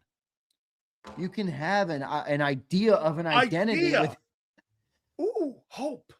Idea. Oh, gosh. Dude, you're a fucking nightmare. Are you telling me when you get signed to a team, there's not a phone call that gets made? I remember a call when, what's his name? Mike McDaniel got hired in Miami, and he calls up Tua on the plane. Oh, we're going to do this and this and that. That doesn't mean there's a playbook. It just means you have an idea and a vision for the offense. Huh. Sean Mannion probably called his Hall of Fame right tackle and said, let's stop. You're 35 years old. Let's extend your career to 40. Let's spread this thing out wide a little bit. We're going to take some of the concepts of what's worked around the league, some of what you've done well, and let's go. He's been a coach for 24 months. Okay. All right. What about I wouldn't have hired the guy in the first place, but that's not the conversation. What about the other bullshit with just Stoutland thing about Stoutland said, I have no role. Yeah, I don't know what Lane was talking about. Look, I'm not going to kill Lane for being optimistic. I think Stoutland's a little emotional. He's like Big Sills. He's a little emotional. He's a little emotional. He's got a little bit of a big head, He was upset that Nicky Sirianni wanted the run game back. Okay. I think Jeff Stoutland might have been listening to too much Big Sills. Hold on here. Telling him that Nick Sirianni was a stiff. Those guys put those things in their ears like this. I cannot do it. Boy, I tell you what, what the interesting part of this season is that nobody's talked about yet. Nick Sirianni and Jalen Hurts have the opportunity this year to break the narratives open. They're either going to prove guys like Sills right and Senorita right, or they are going to fall flat and it will be ugly. But if Nick and Jalen succeed this year, no Stoutland. Okay. What are you going to say? Are you still going to give it to the suit in the upstairs? Wait a second. Then what's success to you this year? Yeah. Super Bowl contender. Second, third round of the playoffs. Okay. In the second, third round, you get to the NFC Championship game or division. Yeah, because I've always believed that if you get to the playoffs, and you can lose in the second round, and it might be upsetting at the time, but it's not always an unsuccessful year, if that makes sense. Obviously, you want to win it all, but my point is, you can be a great. For example, the Rams last year. Do you think their fan base, for whatever fans they have, was like, what a letdown? No, I just think they lost in the playoffs and it didn't end the way they wanted it to. But all things considered, they were a great football team. I think that's what the Eagles want this year. You got to be in the dance. You got to be competent, and the fans have to feel like you're a good enough team to go the distance. It doesn't mean you will, but you want to get that feeling. That feeling never came last year. See, for me, the Rams had a great year last year. They lost to the eventual champs. And at the end of the day, I mean, if the Rams or the Seahawks, do you not agree? The NFC Championship game was really the Super Bowl.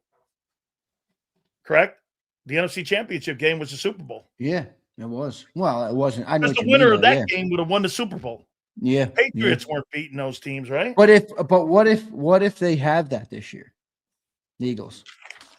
Never happened. That's not what I asked. I asked, what if they did? Then what would it force you to think about? It will look like Nick Sirianni, without a doubt, beat the odds. And not being and Jalen, both of those cabooses. And Howie Roseman, once again, will go down as the greatest general manager of all time if he's able to do that. The only team in football that Sileo will give all the credit to the suits. This guy's a former player, everybody. No, wait.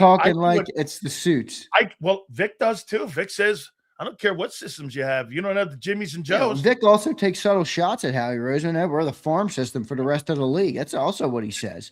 Include the whole story there.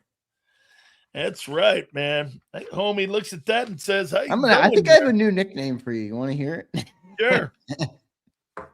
No, I don't want. I don't. Go ahead, man. It's all good. You're a little emotional. I don't want to get absolutely not. I have no way. It's Dan Woodshed Sileo. Because I've been taking you to the fucking woodshed, my guy. How you taking me to a woodshed to a guy that doesn't have some sort of infamous playbook that's never existed in his entire life? And I'm supposed to give a guy who's never called a play in his life. It's one thing for a guy to have called plays to come up with a concept for a quarterback and build an offense. Well, no debate. It's another concept for a guy who's never even been on the chalkboard before drawing a play. Well, listen, I don't disagree with that. I think Sean Mannion could have a bright future, but I don't know that I would have chosen him to be the offensive coordinator of the 2026 Eagles. I think both of those things can be true. What about this? Listen, how about this? Don't you agree that you hire a guy who's not a very, let's see, you hired a guy who's not with great experience. How does that affect? I mean, this is Nick. You hire a guy with less experience. You know what? I don't want to talk about Sean Filet Mignon. I'm going to go to another one here. You don't like Sean Filet Mignon? No, I don't know who he is. I don't like him or dislike him. I have no idea who he is. And so I'm giving the keys to Jalen Hurts for a second year in a row to a guy who's less experienced than Kevin. I don't know. I don't know. Hey, you think Howie's strength is the draft of free agency? The draft in the last 5 years, the draft. A draft. Yeah, right? I mean, in the last 5 years. I mean, the way I've gotten Bond, Barkley, AJ was trade. Who else? Well, there's a reason I asked this question. Aunt Betty's ripping me after my newest nickname for you. Aunt Betty says, "What a joke! You're gonna have to buy a bigger hat." Assuming she's saying I got a big head right now. Hey, Elizabeth, Aunt Betty, take a deep breath. And hey, Elizabeth, to the woodshed. Hey, Elizabeth, listen, it's Easter week. Be good here. Be giving here. Okay. Let me ask you something here on this. That's a good point you make there, Junior. Let's see the best players on this football team. Let's see. Oh, you guys never go with A.J. Brown as being the best wide receiver. No, he is the best wide receiver on your football team now. So he's a free agent. Your best running back on the team is a free agent. Okay. Yeah. So your star players on offense are free agents. And let's see down here. Barkley and who? And AJ or trades. Yeah, Trades all right, or he was a free trade. agents? Trade. Yeah, I got you. Yeah, They're not right. homegrown guys. Draft. Gotcha. Right. They're not homegrown guys.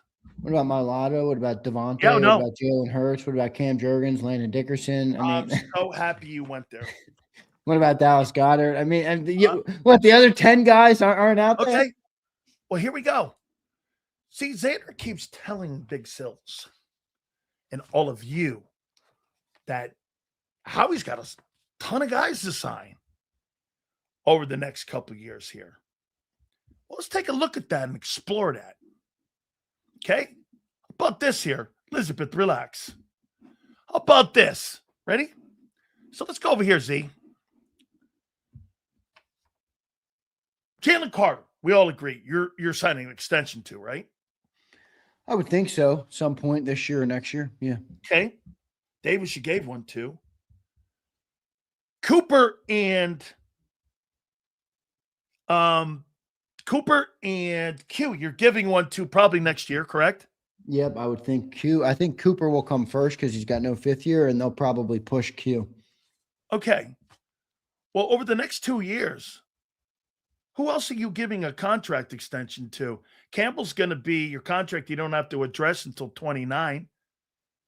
Jalen Hunt, in my opinion, you're going to wait and see if the guy could become and continue to evolve. I think he's in the wait and see guy. Most people. What if he has 10 sacks this year? You're paying him this summer, right? Next summer, I mean. Next summer. Well, yeah. But yeah.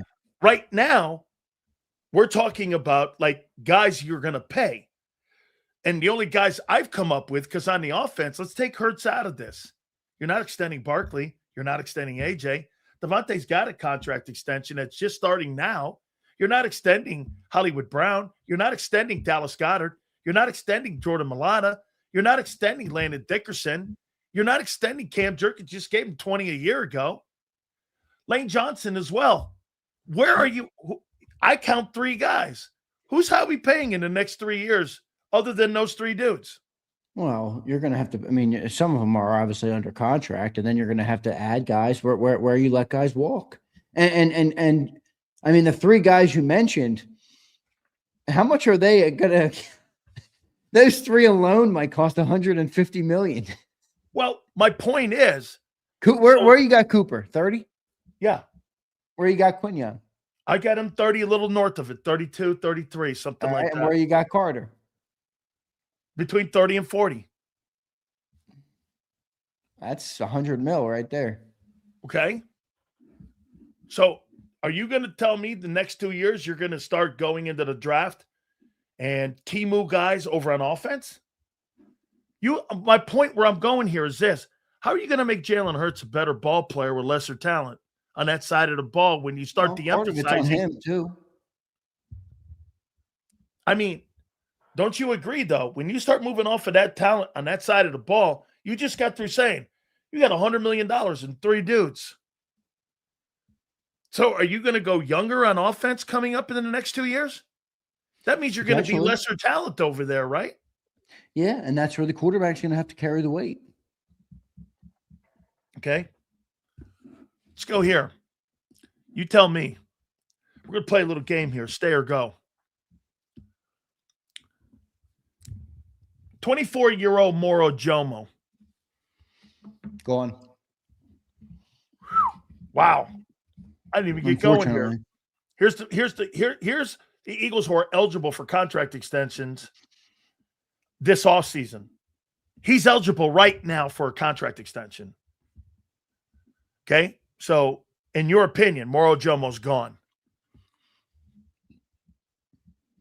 Unless they trade Jalen Carter for Myles Garrett. Okay. Moro Jomo is going to be a free agent at the beginning of the 27 offseason here. You know that, right? Yeah. Okay. You think he's going to be another guy getting $25 million? A Jomo? I don't know about 25. He better have a good year if he wants 25. You think he's going to get 20? Yeah. Okay. There's a $20 million guy, and he's 24 years old. You drafted him in the 7th round, and here's another guy that you're just going to let walk out the building. Okay, I'm not debating it. Well, would you pay him? I don't know. I'm gonna let me finish all of this here. So Carter, we're going to, right? Carter's gonna get that money, correct? Yeah, but if he doesn't, then I think it would be. In other words, if they traded Carter, which they floated with the Micah Parsons move, then I think Ajoma would get paid. Okay. Nolan Smith is 25 years old. He's eligible for a contract extension. 50 years coming up May 1, as I said. He's eligible right now for a contract extension. What are you doing with him? Staying or going? For Nolan, I'll pick up the 5th year, and then I got to wait on the contract. Can't give him that yet.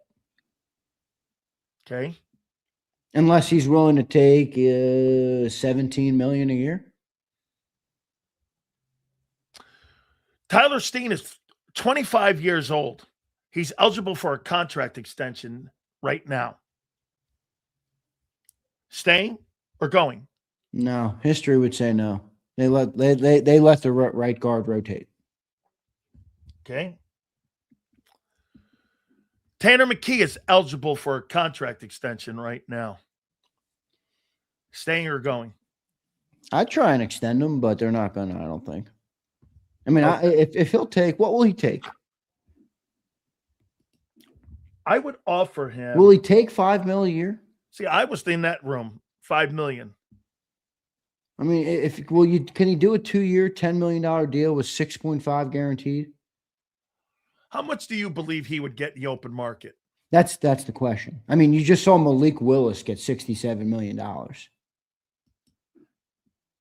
You know? Now, Malik has had more experience. Yeah, but not that much. How many games has Malik Willis started in his career? I thought he started a little bit there in Tennessee. Oh, that's right. I forgot about that. And he started a little bit in Atlanta, I thought. 6 career NFL starts. That's not a lot. Shit, 3 of them were with the Packers. McKee's got what? 6? I mean, 2? 846 yards, 3 touchdowns, and 3 interceptions. And he gets $67 million. That's crazy. Now, Senor is right. Malik was. I don't think he was a first rounder. No, he was not a first rounder. I thought he was a second. He was not a first rounder. He was a 3rd round pick, as I thought. Okay. 86th overall. Senorita, take a lap. Once again, you dumb fuck. Sorry, Holy Week. I'm right. I'm supposed to not curse this week. Me too. It's hard as hell to do this here. Okay, so you're Moro Jomo and Nolan Smith, Tyler Steen, and Tanner McKee. Holy cow, I just saw it. I just saw the thing there with whatchamacallit. How you doing? Hey, listen. So with Big Sills in the corner? Yeah, Big Sills in the corner there. Nice, I saw it with Sports Grid. I can't believe it. So he's got quite some decisions to make here, doesn't he, man, this offseason here? Well, I think he's got a lot of decisions to make in the next 12, 24, and 36 months. I mean, you're in a crux point of the team. You're coming out of the era where a lot of things were staying the same for the last 4 years. And you're going into, you have to recreate that.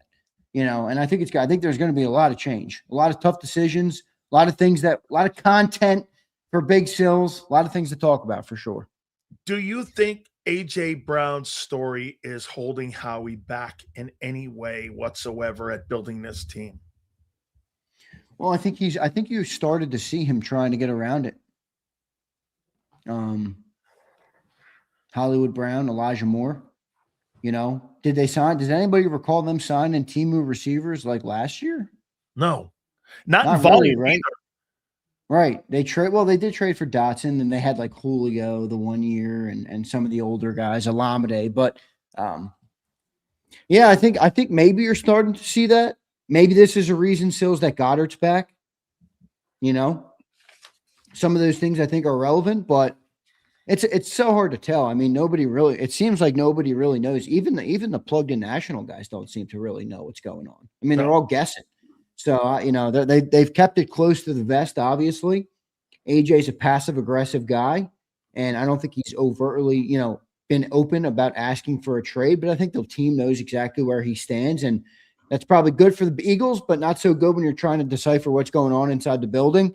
And we'll see. We'll see what they do. Don't you agree right now, AJ being so quiet, it also sends the smoke signal that it's just a Well, I foregone. think the bigger smoke signal is this. I mean, he was on that podcast with Edelman. What was that podcast called?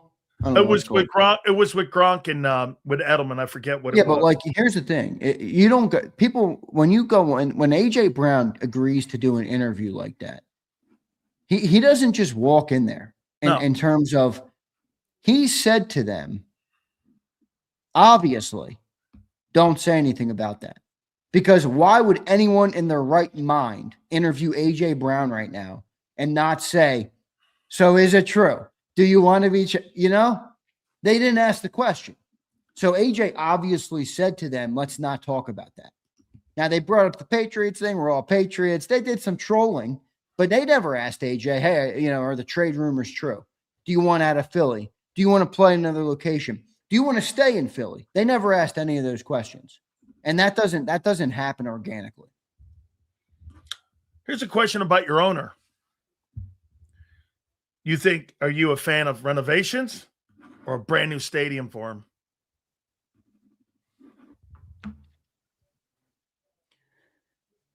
I think a new stadium makes sense. Wow. Well, I just see look at where the world is going, and look at the new. Plus, you might get a Super Bowl in Philly.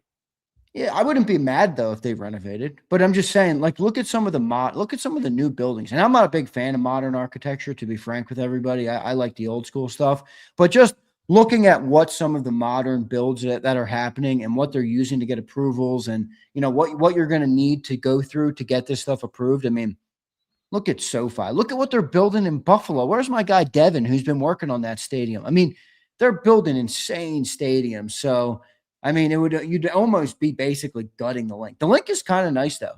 I mean, I like the link. It is. I like the link. Yeah, I like the link a lot. I like the link. I mean, the upstairs, there's some good parts of the link, but it definitely is not, one of these new age ones where I think construction and, design and architecture and all that stuff has really drastically changed in the last decade.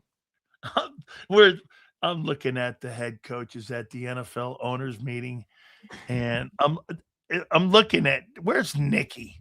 There's Nicky. Look at him sitting there with the NFL. What'd they do? Put up the picture? Let me pull the picture up. Yeah, they got it right there. Elliott Spitzer, Shore Parks guy. They got the picture up. There's old Andy Reid. There's Robert Saleh. Yeah.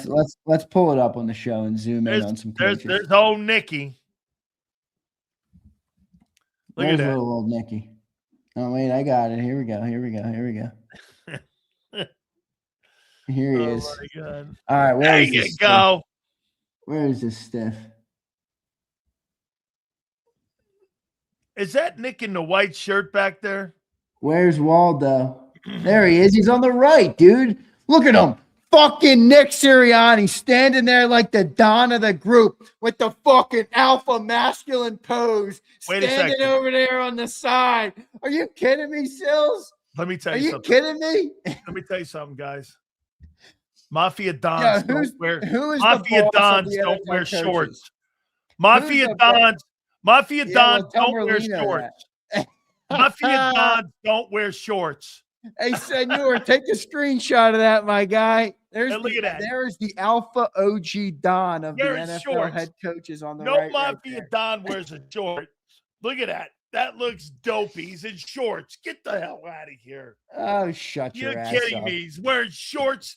Get out, man. Freaking Nick. Guys, the OG Don of the NFL head coach. He's the only guy in shorts. Give me a break, guy.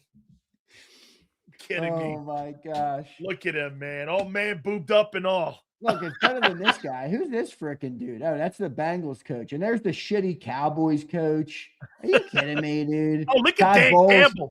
Todd Bowles looks like he put on 50 pounds. Yo, Todd, hit the diet. Holy shit. Hey, Todd, that's a little stress, isn't it? There's McCarthy. Who's that? Dude, look at your boy from Alabama, man. He's roped. Who, D'Amico? Well, yeah, look at D'Amico, man. Look at old Mike Vrabel there, man. There's Kellen Moore. Shout out to Kellen Moore. Shane Steichen, aging like the president. Look at Mike Vrabel there, sitting there like he's Vito Corleone. There's another guy in shorts. Give a break. Dude, Sean Payton rocking shorts. Then Yeah, again, who gives Sean a Payton shit? makes $20 million. He's got. Look at him. Look at him. I There. don't tend to give a shit what a guy wears on his legs. Oh, I do. You can't be. You don't show up to meetings in shorts. Give me a break. When you're the OG Don of the league, you can. Like a man boob Nick. Man boob, that's fucking Bowles. That guy needs to hit the gym. Oh, Jesus, man. A lot of pressure on Bowles. I could see, man. Them too many cream puffs. Yeah, really. All right, now we're just crushing coaches for the wrong things. Yeah, man. I tell you, that's boy. I can't wait to see this. This is going to be such a great year. It really is. How about Howie's answer though? Hey, what about your boy being on the team? Well, he's an Eagle. And it's all I can tell you. Here it is right here. Let me read this bitch to you. So this is your boy, Tim McManus, who covers your team. I understand there's interest in AJ's story. Listen to this. This is like a soliloquy. I unfortunately don't have a home under a rock. Thanks there, Howie. But my answer to any question on AJ Brown is AJ Brown is a member of the Eagles. No shit. From my perspective, anything you ask me about AJ Brown, I'm going to go right back to that answer. Like I'm 5 years old. But I understand the interest. Do you? I put on the TV and I see that there's interest. Very good. And you tune on Big Sills' show and you know there's interest. But my answer is AJ Brown is a member of the Eagles. It wasn't quite as strong a statement. And you know what he said? What did this kid say? Stock answer. You can't think he's not gone. I think he's probably gone. No. I think he's probably is a fence. It's a losing proposition for the general manager. Clearly. You lose on cap. You're not going to get the return back. You're not going to be as good of a football team. I mean, if you want to play the whole addition by subtraction game and talk yourself into that, sure. I mean, I'm not saying you guys are wrong, but you know, Howie's looking at it like dollars and cents, like a checkbook, like a businessman, like a general manager. You know, you line up your assets. Is the ROI there or is it not? It's not there. You know, so I that's the only thing that has me saying, maybe not. But we'll see. I think where I think you're right is, I think all things look like he's going to be gone. But do you agree? You think AJ Brown, in a way, has held Jalen Hurts' development as a player back? And let me go here with you on this. No, but okay. That guy can't play in a slot. He doesn't move around. He's basically on one side of the football to the left. Do you think one of the reasons why that, they're entertaining moving him is because he is limited? I mean, could the passing game be hold on for a second. You're attacking him as being a guy who's slowing up, dropping. I'm talking about his limitations because of the fact you can call it what you want it. You can call it what you want it. Well, there's a reason. Okay, what's the reason that your passing offense is 28th every year? Yeah, quarterback style of offense. And you don't think that's affected his play the last 2 years? I do think it's affected his play. Okay, but that doesn't mean I think he defies aging because of the offense. So how does a guy? So he gets older, and you think his skills are diminished because you have a guy who throws the ball less than all the rest of the quarterbacks in the league, and he's got less targets, and he's got less. You're missing what I'm saying. I'm not denying any of those things. I know those things. I know that AJ Brown is, his numbers are going to be down the last 2 years, especially, and honestly, Sills, you have less of a leg to stand on when you're talking about the quarterback with that than Saquon Barkley. Because AJ Brown had 1,500 yards with Jalen Hurts before Barkley showed up. So is it Jalen or is it Saquon Barkley? But I think they're not great yards. And let me okay. Oh, come on. How can you have two 1,000-yard passer receivers in your 28th and you're 28th? Not you're 25th this year. Yeah, but I'm talking about the years that he had 1,500. Okay, that's because you didn't have a back with 350 carries. You had a back with 210. What did you say? They're shitty yards. Here's why. they don't move the guys around. You don't have a prolific offensive. You've never had a. You think you've had a prolific offense in Philly, like ever? No, I've never said that. Right. Well, if the guy has 1,500 yards, and you don't have a prolific offense, they're Kirk Cousins numbers. No, but my only thing was saying that was that it's not all Jalen, because Jalen was the quarterback when he got 1,500. That's not to say that Jalen doesn't have his problems, or the offense doesn't have his problems that are because of the quarterback, but he did have a lot of yards. You could make an argument that Saquon is really the guy that has altered the trajectory of AJ Brown's career. Totally. A lot more so than Jalen Hurts. I said the day he got here, AJ Brown will never be the same. Yeah, you did. He'll never be. Now, again, all that to say, that doesn't take away from my original point, and I don't think you've disproved it. I mean, just because he's been a part of a passing offense that has lowered his numbers doesn't change that he might also be aging in that time as a player and might have lost a step. No? Oh, yeah. And that also applies to the quarterback. Yeah, I never said it doesn't just apply to one guy. I agree. And how I could say that Jalen Hurts has lost a step, he doesn't want to run anymore. I don't disagree with that. I mean, my number one thing in the offseason that people remember back in January was the number one thing isn't replacing Patullo. It's not AJ Brown. It's not the defense. Is Jalen Hurts going to be a runner of the football again, or are we going to see what we've been seeing? It's my number one thing in the offseason.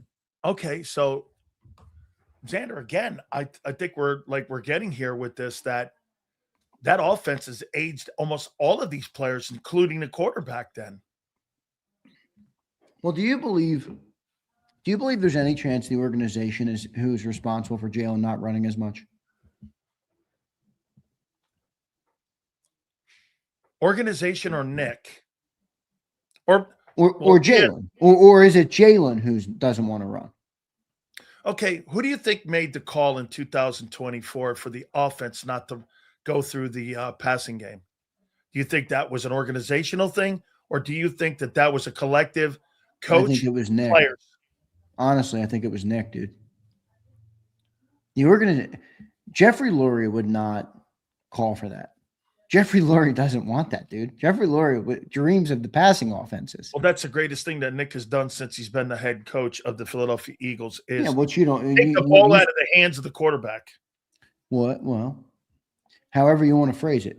You could phrase it like that if you're Big Sills and you want to put the Big Sills spin, or you could phrase it like you want to put the ball in the hands of Saquon Barkley in the offensive line. There's a positive and a negative way to frame it. Big Sills will always frame it negatively. Wait a second. No. I'll frame it the way you guys want to hear it. Hey, Nick put the ball in the hands of the most productive player in 2024's hands, and you figured out who that guy was. There you go.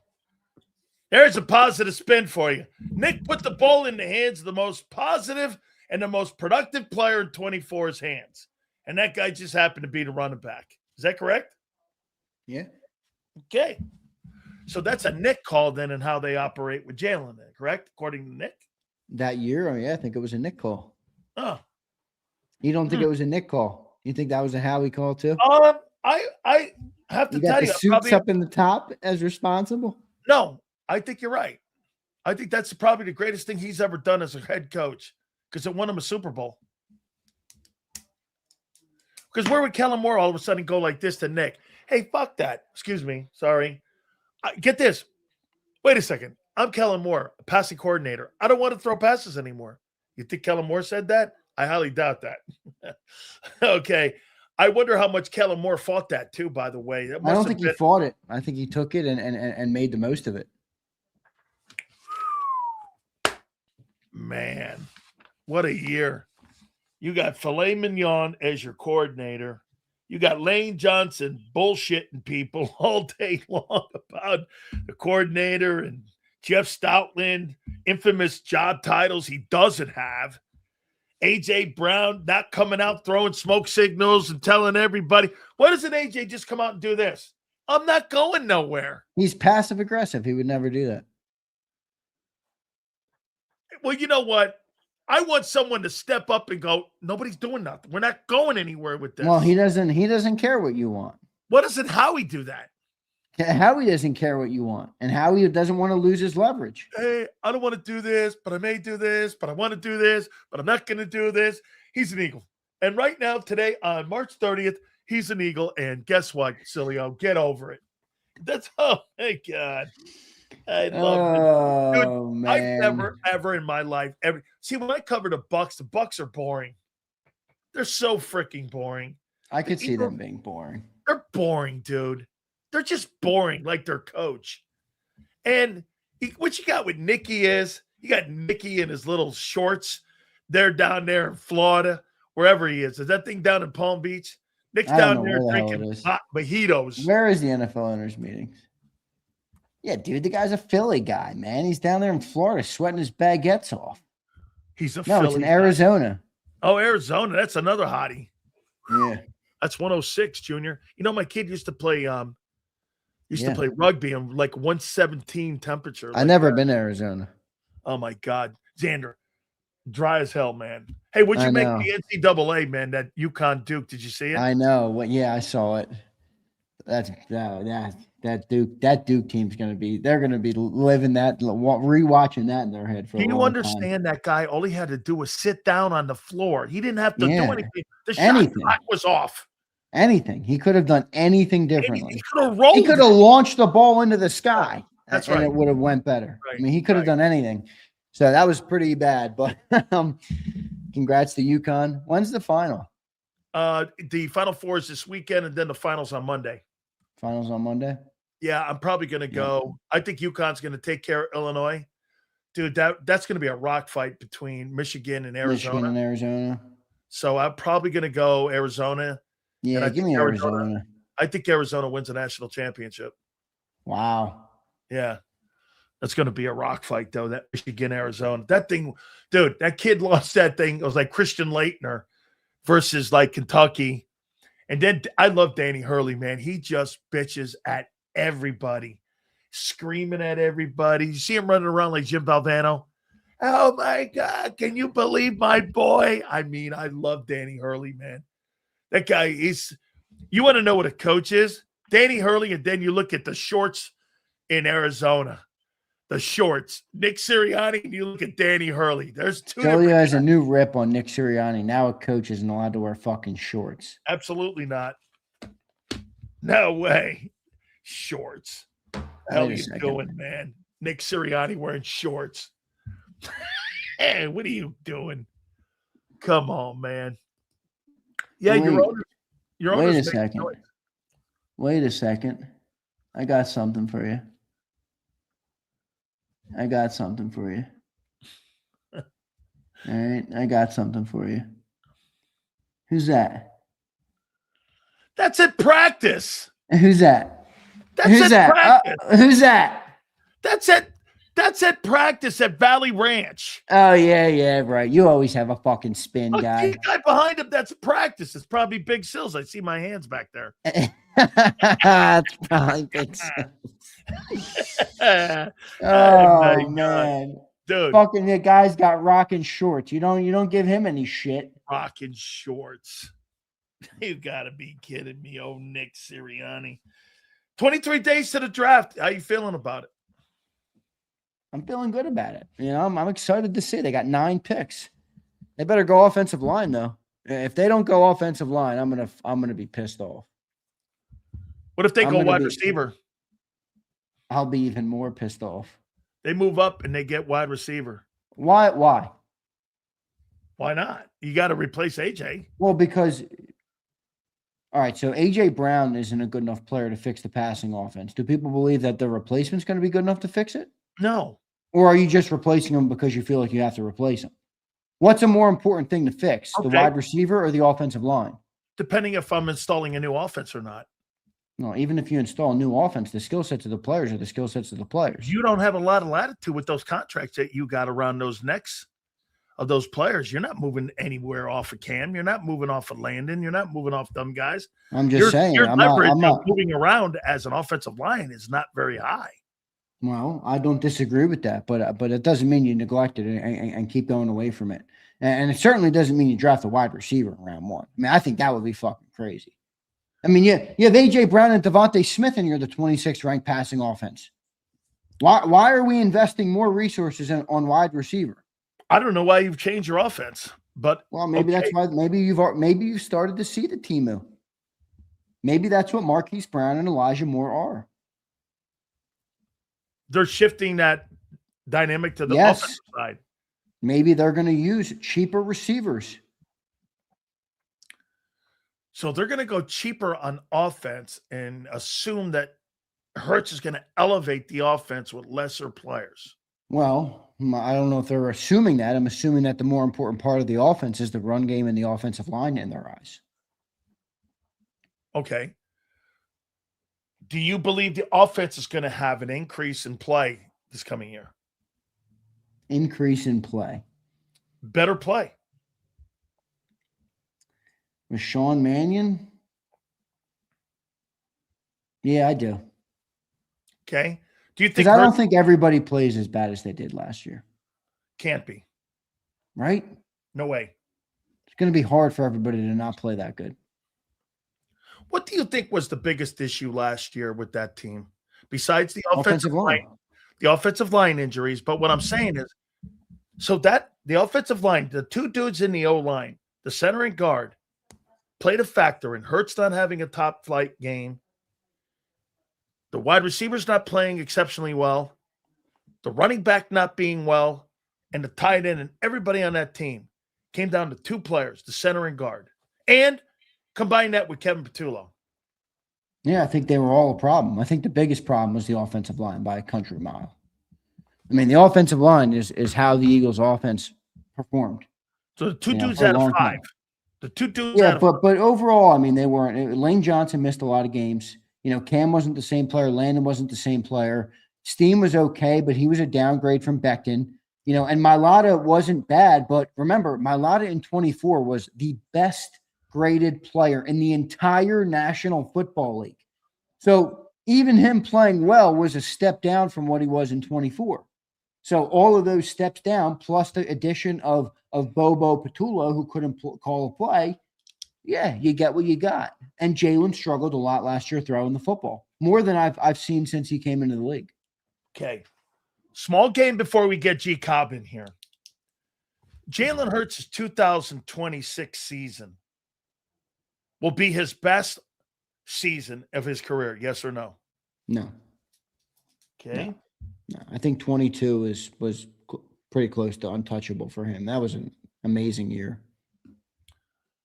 Saquon Barkley will return not to a 2,000-yard rusher, but he'll be better than his 2025 year, yes or no? Yes. Better than 25, yes. He will not be 24, I don't believe. Will Hurts be better than 25? Yes. He has to be. He has no choice. He's the one player who has no choice. If he doesn't, if Jalen doesn't perform better than 25, the team is not going to succeed or go very far. That's just the reality of football. I mean, the quarterback has got, he's going to have to step up, especially with Sean Mannion, especially with all this change, especially if you lose A.J. Brown.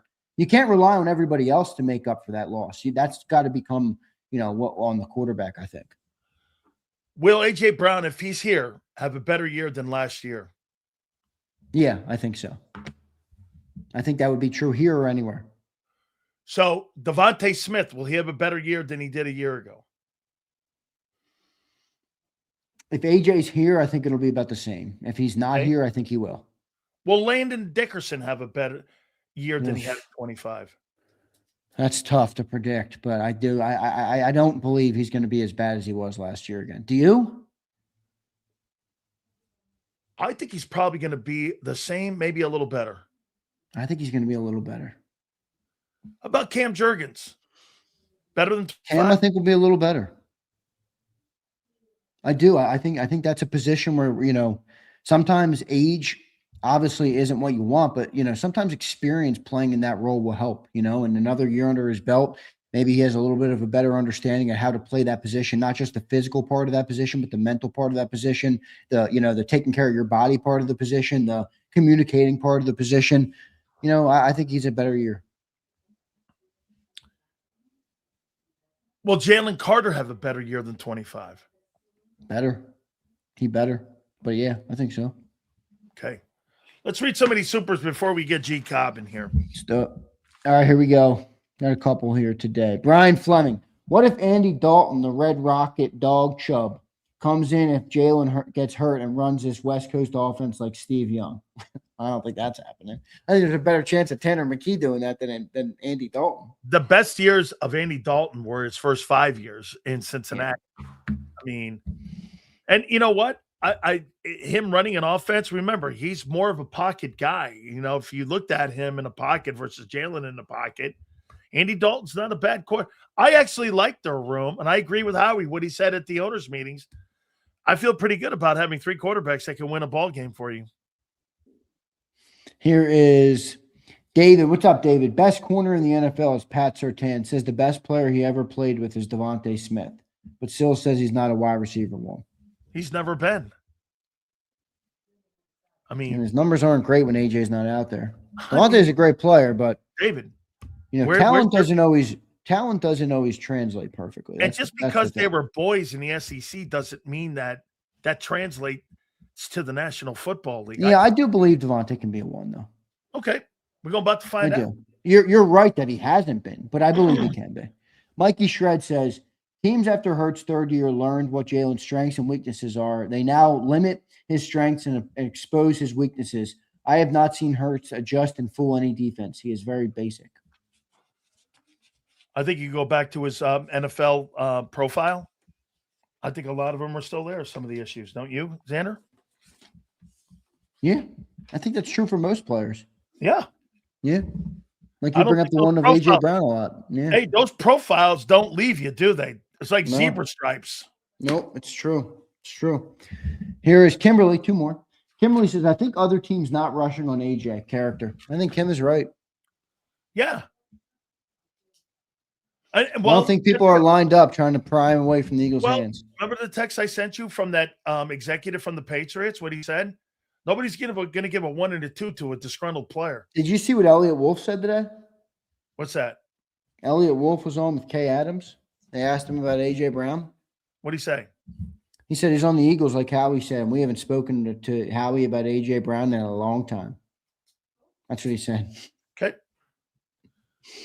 I don't know if he was lying or what. There might be. Here's Fleming. Think Renard is out after another Alibaba edge. I think Renard is out because he wants 30+ million, and I don't think that's the best use of your money or your draft picks. Absolutely. Kyle says, I saw 31 coaches in an auto pen. Sirianni is like Joey Gallo. See what you've done to these people? See what you've done to these people? A head coach should not be in shorts. They have these people thinking that Nick Sirianni is the worst coach in the league. No, he's just a dope. The guys in Arizona out there in shorts. Coaches don't wear shorts, man. They don't. Not in like when you're taking a team picture, man. Come on, man. You got to have a little bit about yourself, man. You got to. I think you're mad that Sirianni alpha mogged the picture. What's that? He mogged the picture. Danny Woodshed just got Zandered. Look at that. I love it, Salvo. I know all you Eagle fans, you keep rooting, and I'll keep telling you what's going to happen, and we'll see April 1 or 2. So what do you think he gets traded on, the 1st or the 2nd of June? I think it takes a couple weeks. Oh. June. Like Micah. My luck, because I got the wedding in the end of June. My luck, he'll be traded like June 18th. I won't be able to cover it. As soon as Zander says I do, he's going to get a notification, and you're going to see Zander in his tux going. Hon, I got to run. I got to run. I got a breaking news segment to do. Yeah. All right, Sills, I got to run. All right, big dog, man. Hey, keep up the great work, dude. Appreciate you. Later, man. dude. I appreciate you. Later, dude. You got it. That is Big Z. All right. Hey, I think that's a great question about catching up with players. I wonder how that affected a guy like Gary Cobb. Gary Cobb played 10 plus years in the NFL. Did you start to get a book on a guy and what a guy's strengths and weaknesses are, and maybe a little bit of what we're talking about here with why they're going to change the offense so much? Without further ado, our friend from Fox 29, he is my friend. He is Gary Cobb. He joins us now here. Gary, do you agree, man? After a while, you start to get an understanding of like what a player's strengths and weaknesses are. If the player's not evolving, and for you, a player, a 10-year veteran guy, you start to get that book on that guy. And if offenses don't evolve, that's when these players start to come back to the pack. Maybe that's what happened to Carson Wentz. Well, I could see some of that. I think that, getting a new coach, somebody's doing something that has you kind of, pick up your game. But I think that there's some truth to that, and that you get in the league and you can kind of get stuck to where you're not getting better, But I do think having a new coach, I think this will be good for Jalen, and really, because it's the cutting edge of the NFL. Clearly, there's some teams like, the Rams and San Francisco, offensively, they've been on the cutting edge of the league, where they've been, they are very effective, and that offense has been very aggressive, and they really go after a defense. I mean, like, you cannot be comfortable playing against them because they really attack. Now, there's some teams, they're not as aggressive. Including the Eagles' offense was not very aggressive. They're running the ball, they're relying on the running game, and it's really the passing game, really, which is where they really, they go after you, and they're throwing the ball down the field. It's not dink and dunk. They are taking shots down the field, and they come out every week aggressively. And I think this could be a good thing for all the Eagles' offensive players, no doubt about it, especially, their weapons. All right, I got to read you something here, and I'll tell you what, this was a line of crap that I can't believe that it's now going around here at the owners' meetings in Arizona here. So get this, the NFL owners are in Phoenix. Yep. And the coaches are all out there, and he was asked a question, Howard Roseman. I understand that there's an interest in A.J. Brown's story. I unfortunately don't have a home under a rock. But my answer to any question on A.J. Brown is A.J. Brown is a member of the Eagles. From my perspective, anything you ask me about A.J. Brown, I'm going to go right back to that answer. But I understand the interest. I put on TV and I see the interest. But my answer is A.J. Brown is a member of the Philadelphia Eagles. And you know what I'm going to add? I'm going to add the word today. That's what I'm going to add the word to. Do you believe guys on the football team in September? I think he is. Why? I think he is because I think the Eagles would like to see him in this offense. He's one of the reasons they brought this guy in here, and really I think the new offensive coordinator, he is going to be pushing it too, because it's one of the reasons he wanted this deal. A.J. Brown, you take one of the top weapons. And when you got an offensive coordinator and he's seen, receivers in this offense and how they flourish. And I think he sees a physical receiver working in this offense, which is what you've got in LA, where you got physical receivers attacking the defense, and they're throwing the ball downfield. This is not dink and dunk. Like I said, they're taking shots down the field. They're attacking the offense. And the many times you see the Rams, bang, bang, bang, touchdown. They're more aggressive than, especially in the passing game. They're more aggressive in the passing game than the Eagles offense that we've been seeing here, where, it's the same old routes. It's not as aggressive. But Gary, explain this thing again to me. Yeah. See, I think Lane Johnson's full of shit. And I'm going to tell you why I think he's full of shit. So he comes out and he tells me about some sort of playbook that Sean Mannion, who's never had a playbook in his entire life or ever made one or ever had a play called. And he's trying to tell me that there's a playbook. And I just heard you say, look at all the things they're doing. Okay, well, that's Sean McVay's playbook. Yeah, That's not played Sean for Mannion's him. playbook. He played for him, though. That's what they brought. The things that he was selling to the Eagles, he came in and was talking about, what the Rams did. Okay, so that quarterback, okay, I'm going to go with what you just said, and I'm going to completely agree with you on this. So he's bringing Sean McVay's playbook to Philadelphia. Yes. Via what they did up in Green Bay, because McVay and LaFleur were together in Washington. Okay, so there's a connection with all this. That's right. The difference is, though, when they were all together, they had a guy who was throwing for 4,500 yards in Washington by the name of Kirk Cousins. Mm-hmm. And you have Matthew Stafford.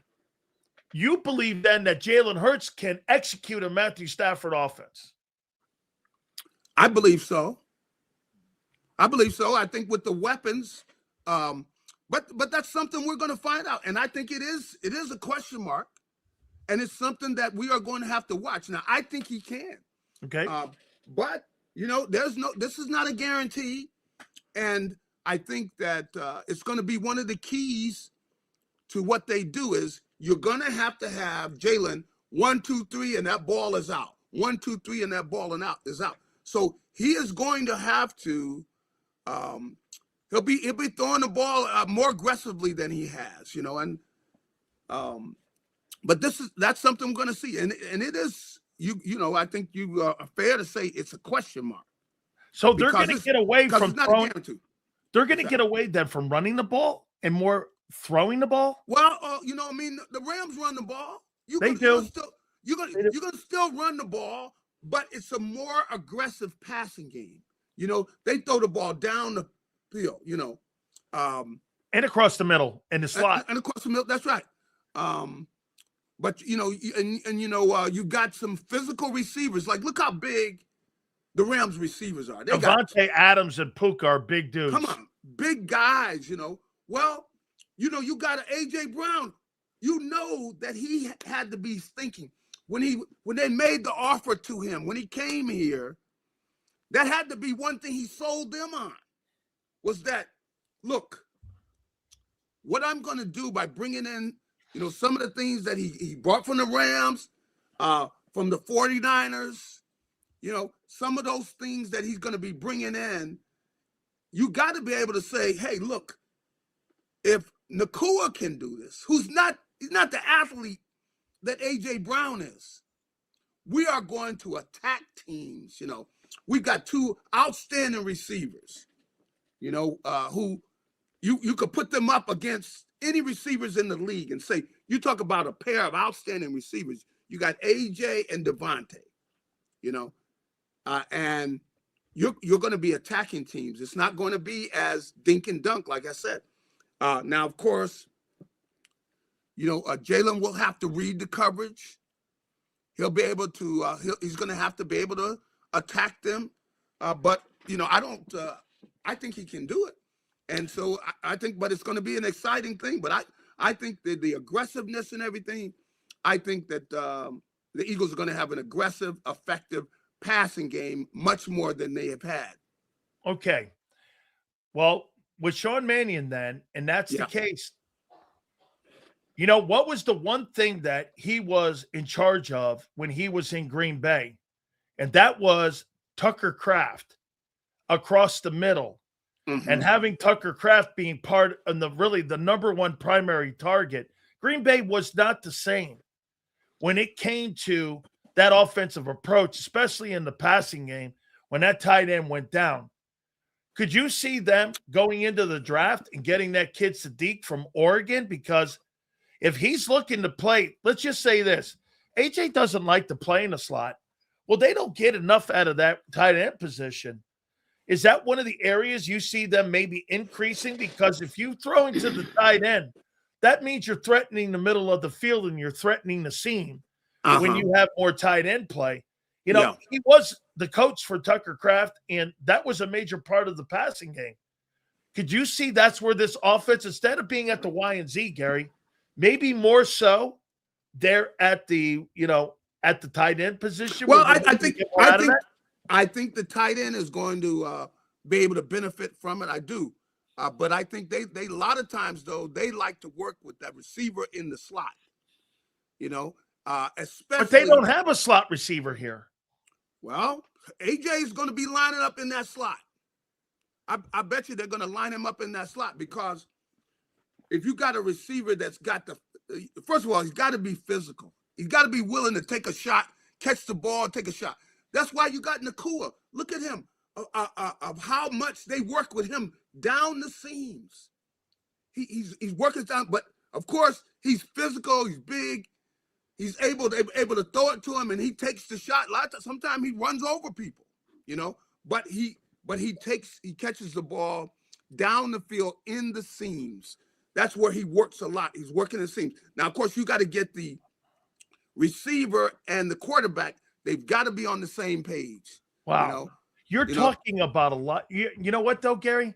Yeah. So you're talking about the quarterback playing in the Matthew Stafford system and throwing with high volume. And now you're talking of putting a wide receiver who doesn't traditionally play in the slot. Now, what's his name with the 49ers? I know he's, big physical wide receiver with the Niners. They have Brandon Ayuk. Yeah, but they had another one. Let's see, he's he wasn't there last year. He was in Washington last year. Debo, yeah. Now you're talking, like I said, the way they utilize him, having him working the seams, because a guy working down there, you need somebody with some size, because you're gonna get hit. There are times you're gonna get hit, but at the same time, it really puts a lot of pressure on the secondary, because when you're taking those shots, down those seams and things, it pushes pressure on them, and especially where you got a receiver that's a deep threat too. See, because if you make the wrong move and you attack and you try to cut off that seam, next thing you know, boom, you got that deep ball going up over your head. And once they get even with you, you're beat. Because these guys can run, and so the Eagles did that. It went out and got a speed guy. So that kind of goes together. So I see them attacking the seams, going, very aggressively, the way you've seen the Rams do, and the Rams do a great job of it. Like I said, they got two big receivers who work those seams. Both of them do. I'm going to ask you about a couple players that are eligible right now to have a contract extension, okay? So I'm going to ask you right now. Uh-huh. I think we all agree. Now, in your opinion, do they give Jalen Carter the 3-year contract extension this offseason, or do they pick up the 5th-year option? Well, now that's a good one, because I think they're talking now, and I could tell by the way he's acting, they're talking. Yeah, by the way, he's putting those videos out and all that about working his ass off now. That's right. He sees that paycheck coming, so they're putting all those love videos out. Well, when you saw him over when Jordan Davis, when he signed his deal, of course, Jalen comes over there hugging my man, because he's trying to let him know, look, hey, I'm over here getting my workout in, but my agent, I'm sure he's talking to upstairs. So, I can't say they're not going to break the bank with him. No, I don't think he's going to get his big deal. No, I don't think he's going to get it right now, because come on, he didn't play like it last year. Come on. It was disappointment. Now that's why I don't see where, people were talking like 40 million, and if he had a big year like he had the year before and help lead them to another Super Bowl, then I think it would have been a lot of pressure on the Eagles, to give him that big contract. But right now, I don't think he gets it. No. Okay. Here's another guy that's eligible. Mario Jones, 24 years of age, 38 tackles, 6 sacks, played pretty damn well. Mm-hmm. Is this guy going to be a casualty? Do you think they re-sign him, or do you think they let him walk at the end of this year? Well, of course, I could take the easy road and say, well, it depends on the way he plays. But I think there's probably a chance he could walk. They could lose another guy because they got to sign Carter. They're not going to let him walk. Okay, so and looking at it, they've got some other people they got to sign. So I would say there's a good chance that he walks. If he plays well, there are going to be people they're going to be knocking on his door and be willing to give him some good money. Now the Eagles can't pay everybody, So when they sign guys to big contracts, a lot of times that's going to mean they're going to be playing with young people around them, because they're going to have to go to younger guys that they don't have to pay yet. They can't pay everybody. No team can pay everybody. And so I think that they'll be looking at younger players, if they got to sign Carter. Of course, you got Cooper. In due time next year, they're going to have to sign him. And, Mitchell, they're going to have to sign those guys, So you know what, though? And I did that exercise today. The way I'm looking over the next 2 years, the only 3 guys you're going to have to sign is Jalen Carter, Q, and Cooper. You're not extending anybody. Maybe Hurts on the offense. There's nobody on that offense you're extending. So, I mean, Gary, I keep hearing people say they're not going to pay everybody. Okay, then I count 3 guys in the next 2 years. Mm-hmm. Here, because I got another guy here. Here's another one. Nolan Smith. In May 1st, you got a $15 million decision to make if you're picking up his 5th-year option, and whether or not you're giving him a contract extension. I mean, the guy's coming off of a okay year. He's injured all the time. I don't know if I'm picking the 5th year up or I'm going to give that 5th-year option. Maybe you think they will pick that $15 million up for a guy who's always hurt. He's 25. He's the former 30th pick in the draft.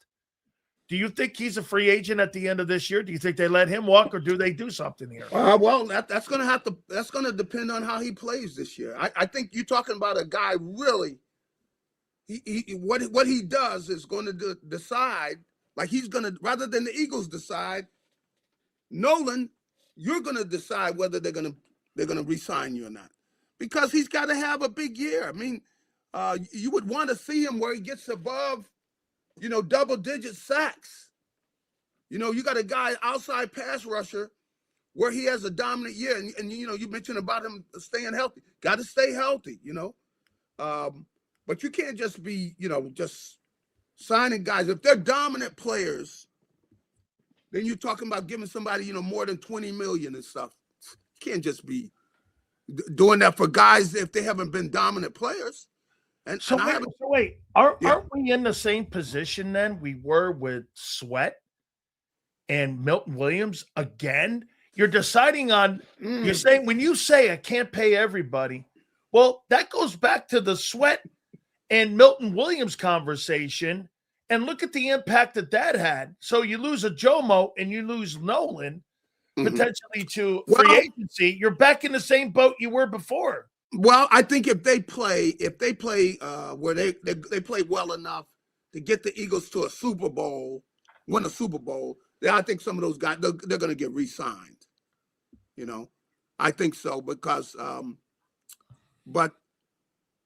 and then they're going to start getting younger on the opposite side of the ball. But these guys got to play up to that level. I don't know that that they played up to that level. Now, if he has a good year and everything, I think he will get some. I think he'll get 20. Okay, here's another guy, and I didn't realize this, Gary. Do you know what player do you think led the Eagles in offensive snaps this past year? Offensive snaps? Just a quick question. What guy what offensive football player led the entire unit in snaps? Well, let's see. I probably go with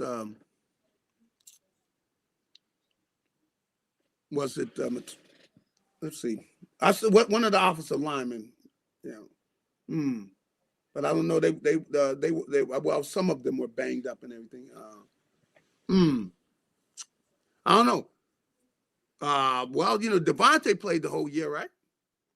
Tyler Steen Is that so, huh? led all Eagle players with 1,009 snaps played. Yeah. According to PFF, had him down for just 2 sacks allowed this year. So he's up for a deal as well. Yeah. He's up for an extension.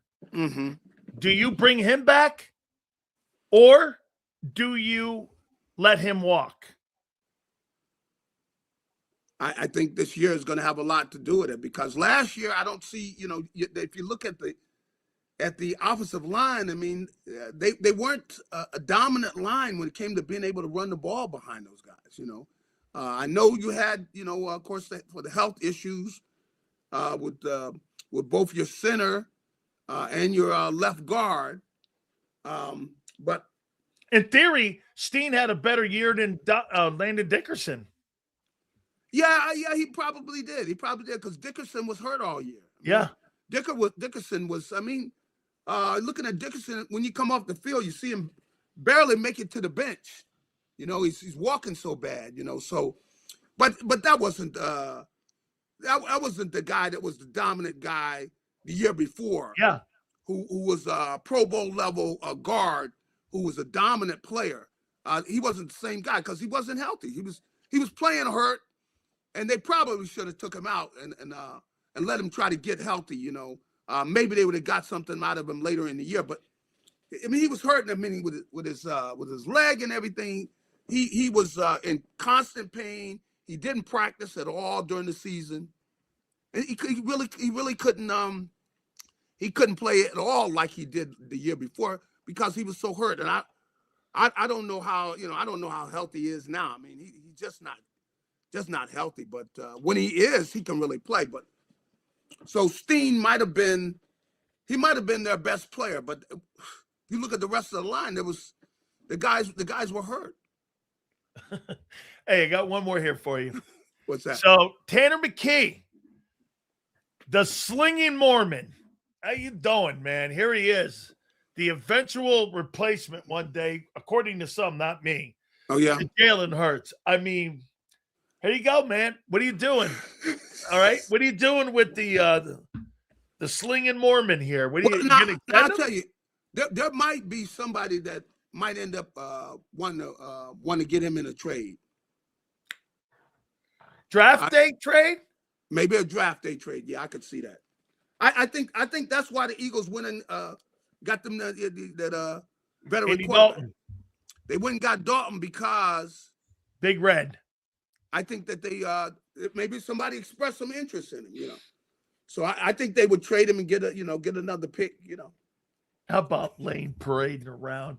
And he made this comment too. Hey, Stoutland's around. Stoutland goes like this the other day. I don't have a role in this organization. I don't know what Lane's talking about. And you're like, listen, Lane, I get it. Maybe he misspoke. He's trying. See, unlike me, I look at everything and I stretch it like this and put the lighter in there and light it on fire. I mean, Lane, come on, man. I mean. So Lane said that like he's still going to be working in the organization? He made it seem like Lane is going to be like, or that Stoutland's going to be like around the organization and it's all this and that. And Stoutland goes, I don't have a role whatsoever in this organization. And then you're like, okay, between the infamous Phantom Playbook that Sean Mannion has, that you now say it's going to be Sean McVay's playbook that's coming to Philly. All right. I'm with. I believe you. I think there's going to be McVay. You're going to see a number of those guys. You're going to see their things because that's why they went out and got him. And that's why he came in here and he sold the Eagles that he can put that offense in effect. Now, we're going to see it. We're going to see whether he can. But he sold the Eagles. They bought it.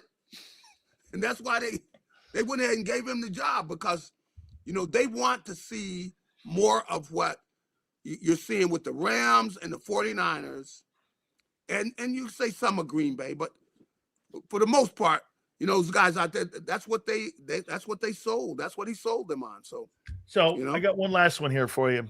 Yeah. Mafia Dons don't wear shorts ever. So at the meeting out there in Phoenix, you got old Nick sitting out there in shorts, man, boobs out everywhere. And I'm Nick's come on, not man. good at that, man. Nick's not good with the clothes, man. He's just not, man. He doesn't have a guy looks like a caddy.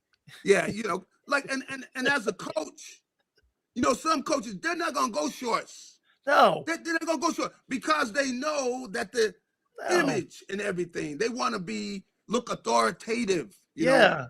So you don't go on the shorts. No. Keep them shorts for when you get back home. You know what I mean? You don't let anybody be taking no pictures of you in any shorts. Yeah. You know what I mean? Man. But I guess he just doesn't have a feel for that, man. Because he don't, because you look at his style of clothing the guy wears. He looks like a caddy. And come on, man. Seriously, he looks like he belongs in a country club, like Camel Hook Country Club out there. You see Nick on hole number 6. He's carrying Howie Roseman's golf bag. That's what he looked like.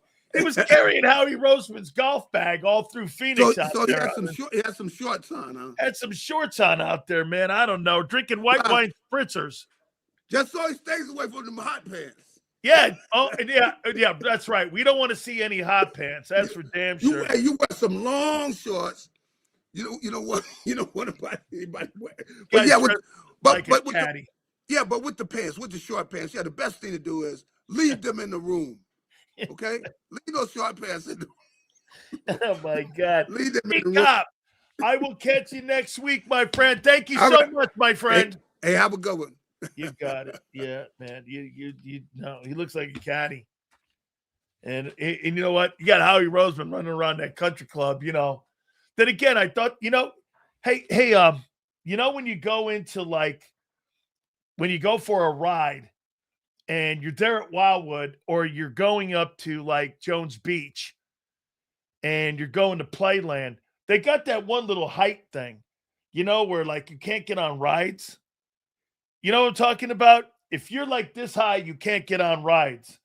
I wonder if they have that at the front door of that that golf club. You can't come into the golf pro shop if you're not above 5'5". I don't know how Howie got in there. He must have been standing on a Tokyo phone book when he was. I'm not sure how he got in there. Guys wearing nut huggers. That's what I'm saying, Twiz. Guys got what? Jimmy? Wait a second. Jimmy was on the field. That's at Valley Ranch. I know exactly. Hey, listen, man. You're so stupid. What did I see you say you had? Did you have Pep? Here we go. Sills, Connecticut was awesome. Had Frank Pepe's Pizza Friday night. Go back this morning.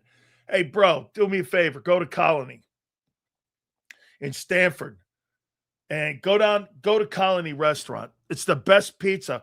Even what's his name? Portnoy says it's the best.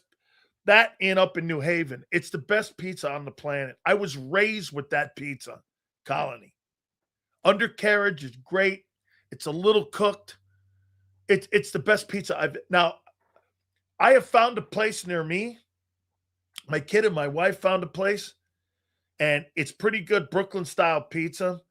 But, the best pizza on the planet is in New Haven, Connecticut, and in Stamford, Connecticut. Okay? It's voted the best pizza. The pizza capital of the world is Connecticut, especially where I lived. I'm just saying wearing shorts in Arizona is like flip-flops on the beach. It's what you do. Yeah, well, he looks like a dope. I'm from New Haven, guy. I'm going to give it a go.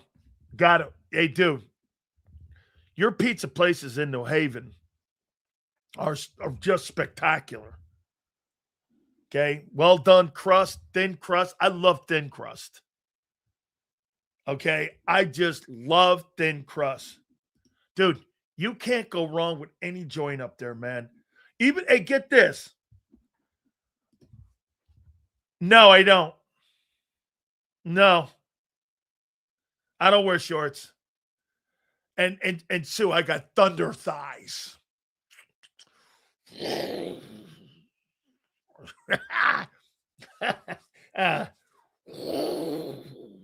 at the pipes. Look at that. Still old man Sills. How you doing? Wear shorts. You look like a caddy. Hey, Nick. Really? Holy cow. He looks like Howie Roseman's cat, like a caddy. CT Philly. I had Oakland Pizza in Manchester last night. It was banging. Dude, I bet Philly pizza's great too. I don't think I've had it. I don't.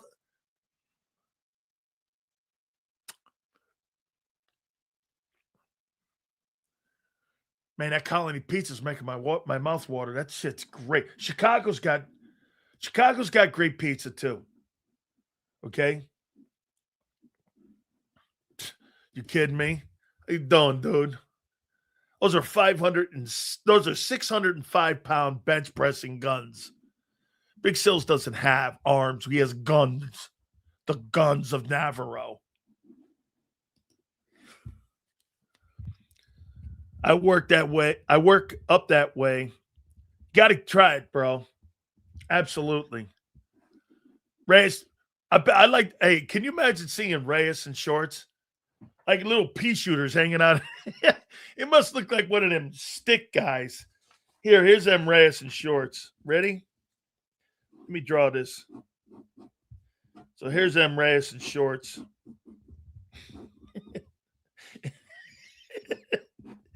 Here's Dopey Reyes in shorts with his little arms and his little look here. Look at them Reyes' little wheels. He's oh my God! Look at those little look at them Reyes' little legs there. You see that? That's what you got with little M Reyes' legs there. Look at that. Get them little feet. And look at them. Look at them. Look at them. You got them little. I make them happy. Yeah, look at them. Look at M Reyes' little wheels. At least I'm happy. Look at this. How you doing there? Look at that there, man. M Reyes' little wheels. Wind blows too much, the guy breaks his wheels. The only thing CT has to be proud of is pizza and Big Sills. How you doing? I dig that. Angelo, they make great steak, sandwiches, and pizza. Philadelphia, man, I would imagine. Great. Okay.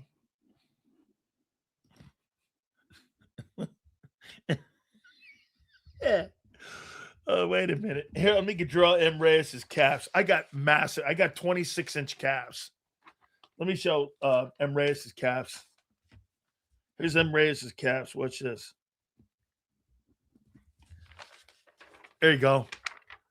Look at M. Reyes' calves. You see him down there? They look like little pimples. There's his calves. Look at that. The little calves down there. Got little tiny calves. Yeah. Hey, you know who was born in Groton? Who's the dude that's now a chick that was an Olympian? What's his name? Yeah, the guy that I think he shanked his cannoli off.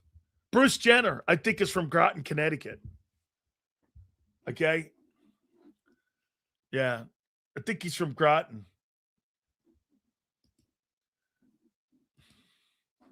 He's got Italian wave going on. An Italian wave going on is this.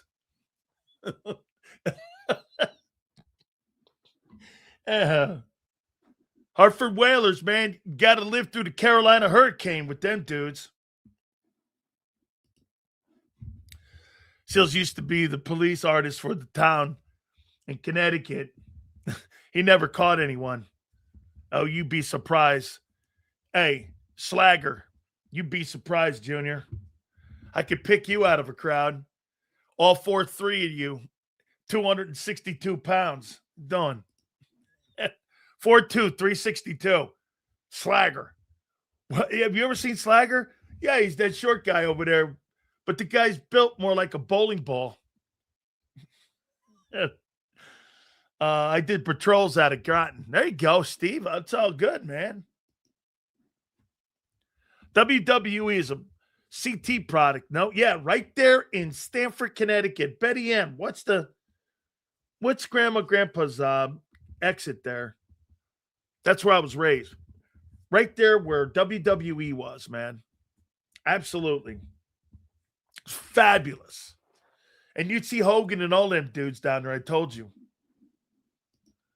Frank Pepe or Sal. Oof.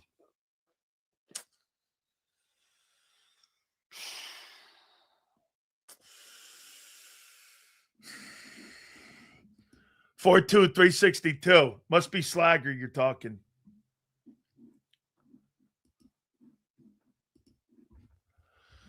I was 10-foot sunfish and Trident subs. That's right. That's Groton. Home of the submarines down there, man. By the way, Sikorsky's somewhere up in, I forget where Sikorsky is. In Connecticut. I forget where Sikorsky is, but they make the helicopters up there too. Sikorsky had it. Where the hell was that?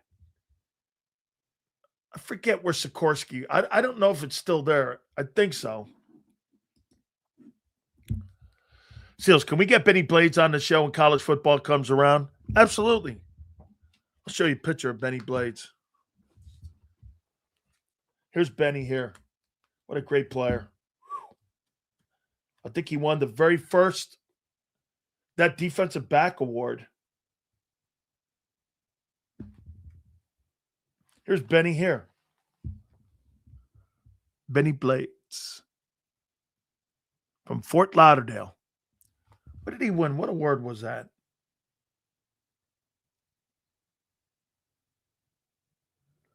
What the hell did he win? What was the name of that secondary award? Jim Thorpe Award. Yeah, he won the Thorpe. Oh, he was a finalist. He didn't win it that year. He won it the following year. A great player. I think he was like a 7-time or 6-time Pro Bowler. Stratford? All right, Sikorsky's in Stratford. My grandpa and I used to drive by that thing.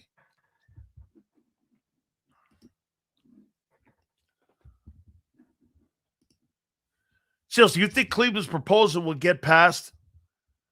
Are we hearing anything? I haven't heard anything yet out of it. I don't really think they're going to get into those meetings until Wednesday.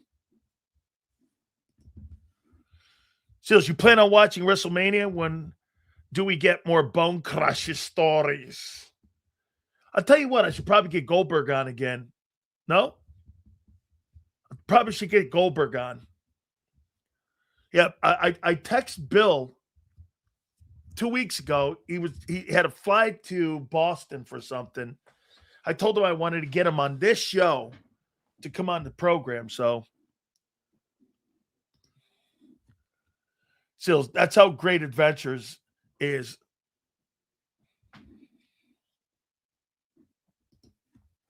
What belt is that in your pick? That belt is the CWA Junior Heavyweight Wrestling European Champion. I held it for like 6 days. And I think here, let me think. I think I have this down. Yeah, there's a picture. Okay. Let's see here. And let's see here. Let's see. I'll tell you who I lost it to. I think he had lost it to Hero. CWA Junior Heavyweight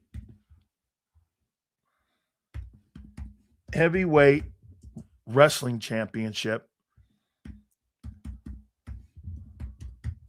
I think they have it up here somewhere. Wrestling Championship.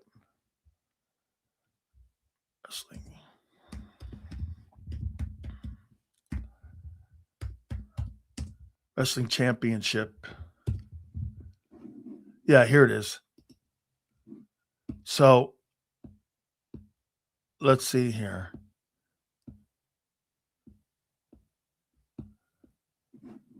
CWA Europe. I got to put Europe because this is the European champions. Here it goes. Okay.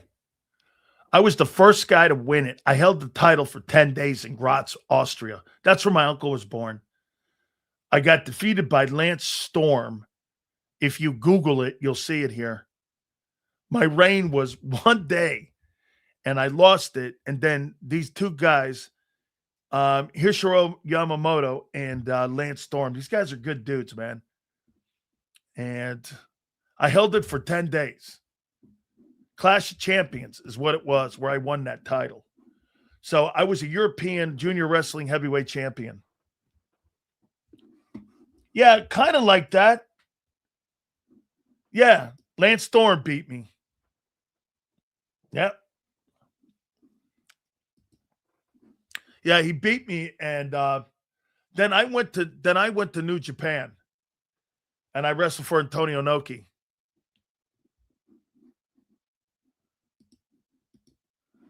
Who gave you your lumps in wrestling? Vader.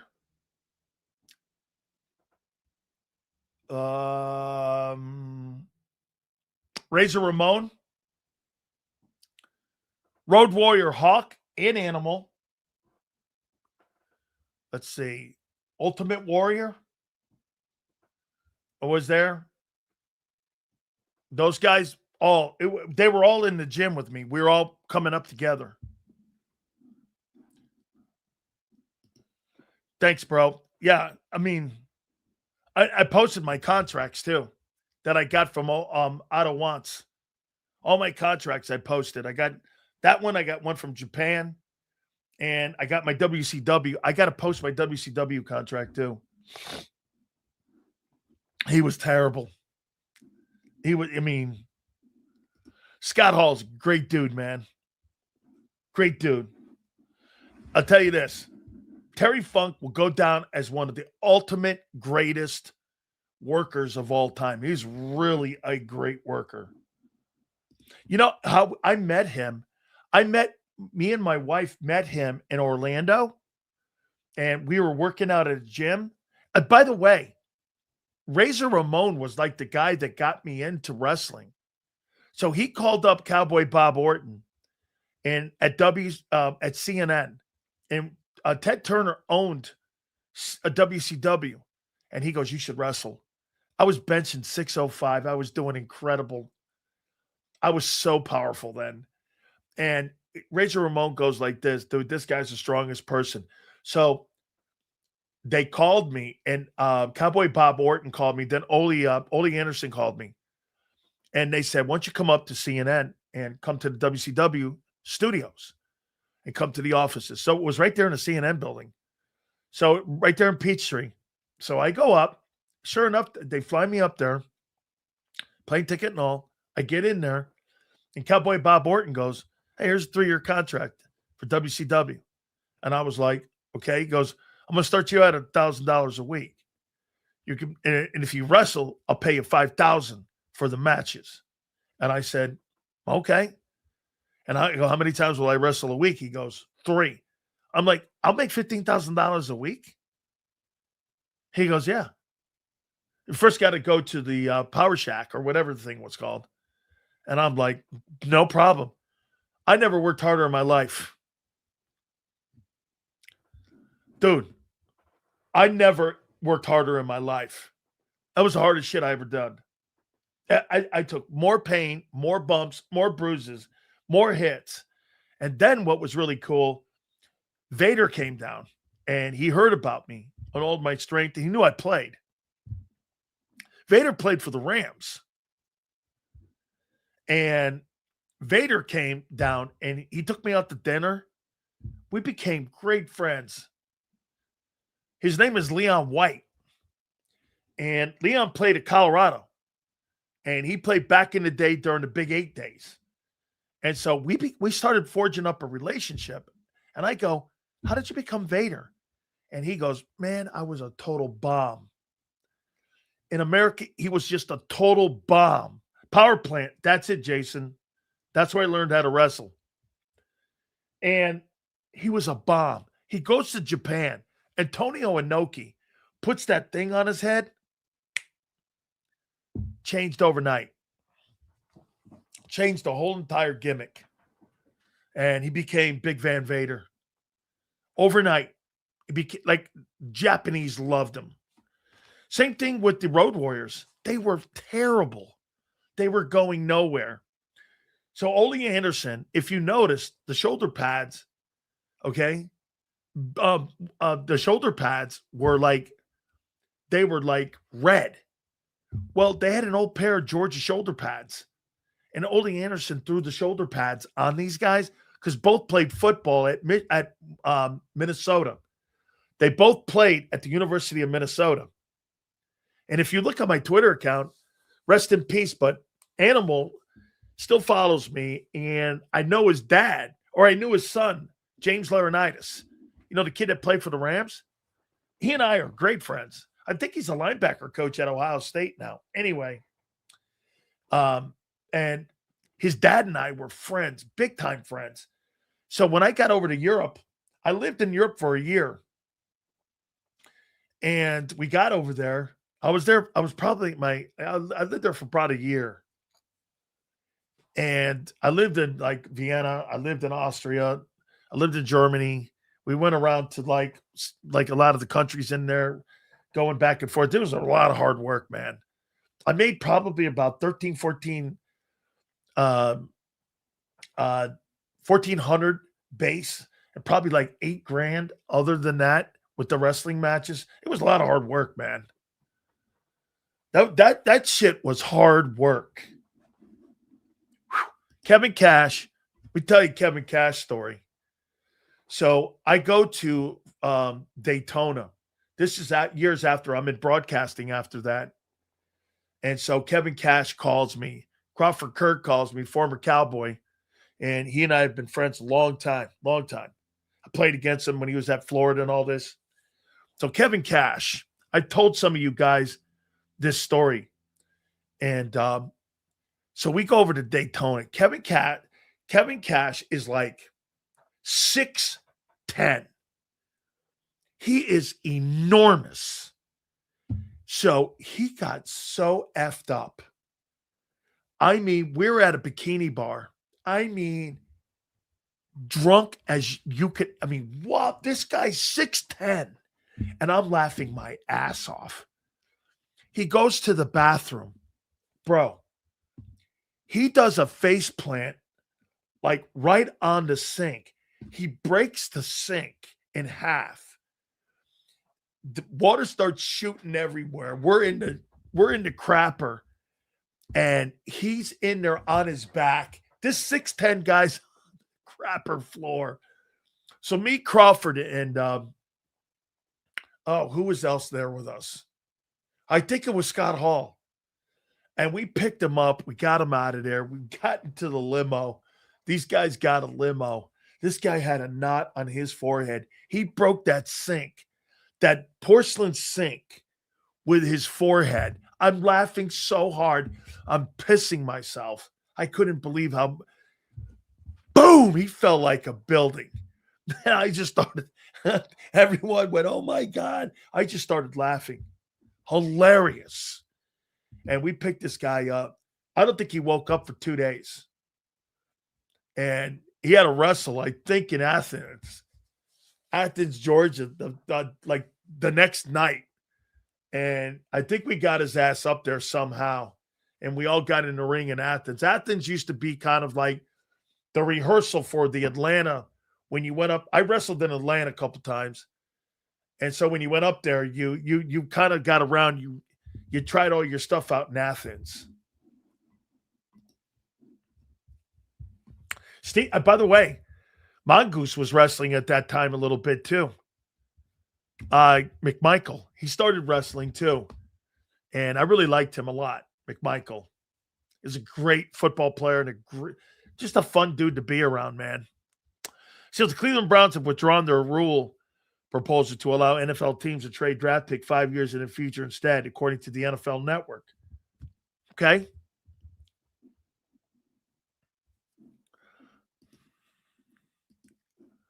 Dude, Jace, here, hey, let me tell you this Road Warrior story. So we're in Vienna. This guy, we were wrestling, and we come up with the whole thing, and we put the story together. The Animal and Hawk, myself, and a guy named Rambo. And so we put this whole thing together. We get in the ring. By the way, there used to be about 10,000 people show up every night to watch us wrestle outside. So we're in this beer garden, and we're wrestling outside. This guy comes right up to the ring, and you guys know me. I'm like talking all kinds of crap to everybody and anybody. Hey, you mother.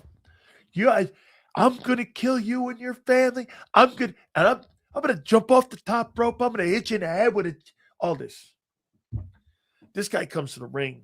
He picks his thing up like this, and this guy's got a pistol. I looked over at Animal and Hawk. They looked over at me. He goes, you might want to keep it down. I'm going to try to get back to Atlanta in one piece. And I looked over at him. I go, who are you going to shoot? He goes, I ain't going to shoot those two. Those two are my favorite. I hate you. And I go, you don't have the balls. And the guy looked at me and he goes, I just got out of prison yesterday. I went, oh. Yeah. Oh my God. Stupid. The guy goes, I just got out of prison yesterday. Bone crusher. Trust me. I put one between your eyes. And I'm going. And Animal and Hawk start doing this. You can shoot him, not me. Yeah. Oh man. Oh, stupid. Totally stupid. Sills, you will never take Sileo to the woodshed. Don't. Everybody always claims victories over the big cells. It's all good. Just remember, there's always a finish line. That finish line will be June 2nd. June 2nd.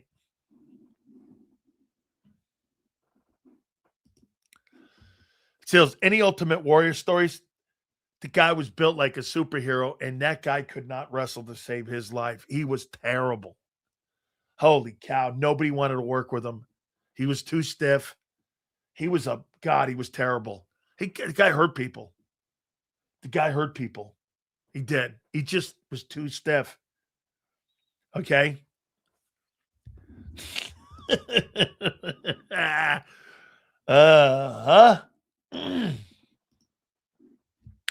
Michael Pete's again tonight, an Italian sub from a joint in Staten Island. Can't go wrong with that. Anytime you eat Paisan food, all good with me, man. I'll be honored tonight at the German Club for my great takes on Jalen Hurts last year. They're going to be saying this to my boy Kyle. Anybody sprechen Sie Deutsch? Huh? Hey, Frau. Sue. Hey, Frau. Huh? You need to look in the Fenster. Look in the mirror. Huh? What are you going to be drinking tonight? Wasser? Huh, Kyle? Or are you going to be drinking booze? Drinking the Wasser. I love Goldberg, but wrestlers didn't. Yeah, he was a little stiff too. I like Bill. I know I've known Bill since he played football, and he was at Georgia, and I was at the University of Miami, and I've known him a long time. He played football. I think he played with the Rams also. I think he was on the Rams. And I don't think he was with the Raiders, but I think he was with the Rams. And when he got out of football, when he got out of Georgia, he got with the Rams. I don't even remember if he was drafted or not. But I think he was all second team SEC at Georgia. I think he played for Vince Dooley and kind of bounced around a little bit in the league. And he didn't want to keep going. He got into wrestling, and the rest is history. Bill Goldberg's been on. Love to hear his stories on his streak in the WCW. Oh, man, Bill's great. Yeah, he was great the last time on. We'll get him on again, I promise. Yeah, he's good. All right, guys, let me pay some bills here. And some more here. Again, as we're 23 days out from the NFL draft, don't forget my great friends at Morgan & Morgan, the number one injury law firm in all of America, for a reason. It is because, without a doubt, they win. Family-owned, family-run. I tell you about the family in Pennsylvania that was initially offered $650,000. They ended up getting nearly $30 million in settlement. Or how about the family down in Florida that was initially offered $350,000? They ended up getting nearly $12 million. Folks, very simple. Do me a favor. Go to forthepeople.com/big sales or pound law 529. That's forthepeople.com/big sales or pound law 529, and do me a favor. You tell them Big Sil sent you. There's a reason Detective Johnson is the gossip king. Oh, did you hear? Jackie and Tom are getting a divorce? Sad. Well, I heard that Ashley Had work done on her face? Yeah, oof. Just like there's a reason Morgan & Morgan is America's largest injury law firm. Injured? With over $25 billion recovered for our clients, there's a reason to go big. Bathroom? Okay. Morgan & Morgan, America's largest injury law firm. Oh, okay. Ignite your nights with free live entertainment daily, only at Live Casino and Hotel Philadelphia's Center Bar. 7 days a week, enjoy some of the region's top party bands, performers, and DJs as they take the stage in the heart of the casino action. Great cocktails, live music, and lively moments. It's all happening at Center Bar at Live Casino and Hotel Philadelphia. Visit livecasinophilly.com for more details and the complete list of upcoming events. Must be 21 or older. Gambling problem? Call 1-800-GAMBLER. This is Eric. When he got injured in a car accident, he called Morgan & Morgan. He not only gets a lawyer, he gets trial lawyers like Sam and Jessica, who are in it to win it. He gets his own investigators with briefcases, leather ones. And if you ever have questions, our customer service folks keep things rolling. Injured? We're your army. Morgan & Morgan, America's largest injury law firm. Welcome to the Jet Setters and the High Rollers, to the Shot Takers and the Tastemakers. Welcome to the Viewfinders, the Thrill Seekers, and the Night Owls. Welcome to everything you could possibly want on one 5-mile island. Welcome to the Wildwoods. Book your stay today. In our hometown, we all look out for each other. We go the extra mile to lend a helping hand. We step up to keep our communities going strong. And at Independence Blue Cross, we're here to keep you going strong. We've been deeply rooted in our communities for more than 85 years. And that connection to members has earned us our spot as the #1 health insurer in the region. So while you look out for your neighbors, know IBX is always looking out for you.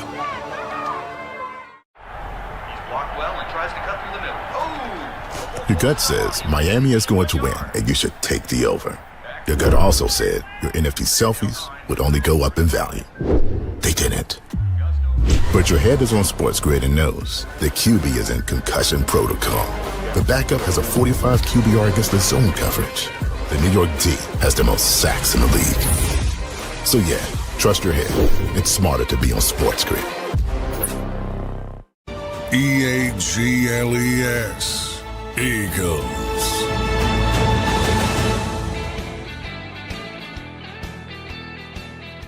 Are Eagle fans that real dense? So I get a guy just go over to my X account and do this. This dude is a liar. Dan Sileo makes things up for content, but I thought you had an inside info with A.J. Brown. He's staying. Bro, he's leaving. He's gone. It's out. He's done. Patriots, does this say that they're not trading for him? Patriots EVP of personnel, Elliot Wolf, on trading rumors involving wide receiver A.J. Brown. A.J. Brown's a member of the Eagles. What do you think he's going to say? We talked to him? That's tampering. Mentioned yesterday, we haven't had a conversation about anything regarding A.J. Brown in a long time. What's a long time? A day? 3 days? How dumb are you? There's no place in any of those conversations where it doesn't say that he's being dealt. How are you I am 99. Here.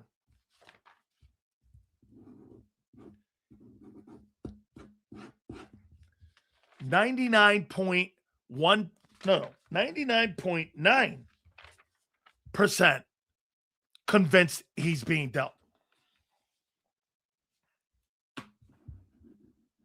Why in God's name would I talk about M. Reyes on? They know M. Reyes like they know a zit behind someone's ear. I mean, how in God's name would anybody in Tampa know who M. Reyes is in Tampa? Oh, yeah, the infamous M. Reyes. He's well known in Bradenton and in Kissimmee and Dunedin. I mean, he's a legend in Dunedin. Yeah, you should hear what they say about him down there at Ybor City. There was a guy down at Ybor City going, you know that M. Reyes guy? Yeah, you know, Sileo talks about him in Philly. Yeah, now he's making his rounds down here in Ybor City and over there in Bradenton and Kissimmee. He's reached his tentacles all the way over to like Kissimmee. And I'm sure, Sue, you probably think I bring him up on my Sports Grid show too, right? The legendary M. Reyes, a legend in his own mind. How you doing? Rent free? Hey, Sue, remember something, sweetness. I don't go anywhere. People come to me. How you doing? How you doing, honey? Big Sills don't leave. I don't go. I don't watch shows. I don't do shit. I sit on my easy chair and I watch basketball. I watch football. I watch everything and have a fun time. I can't think the last time I left my house. I could see him saying, there's this stupid Eagle fan who thinks, but I doubt he names him. I've never said that. Why in God's name would I bring a guy up that nobody knows who he is? Big Sills watches corn? You mean like corn dodgers? Or what? I'm not sure what you're saying, Junior. Okay. What if A.J. Brown isn't dealt until the trade deadline in October or the season? Oh, you didn't put a date on it. Wait a minute. You didn't put a date on it.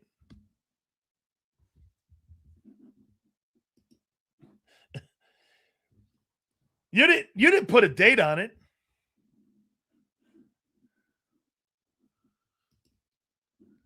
So it was too damn fun. How you doing? Hey, that's what I do. Or I got one for you too here. Hang on. Been saying AJ's been leaving for 3 years. I don't remember saying AJ Brown. I've been no. When did I say AJ Brown was to be dealt? That's made up.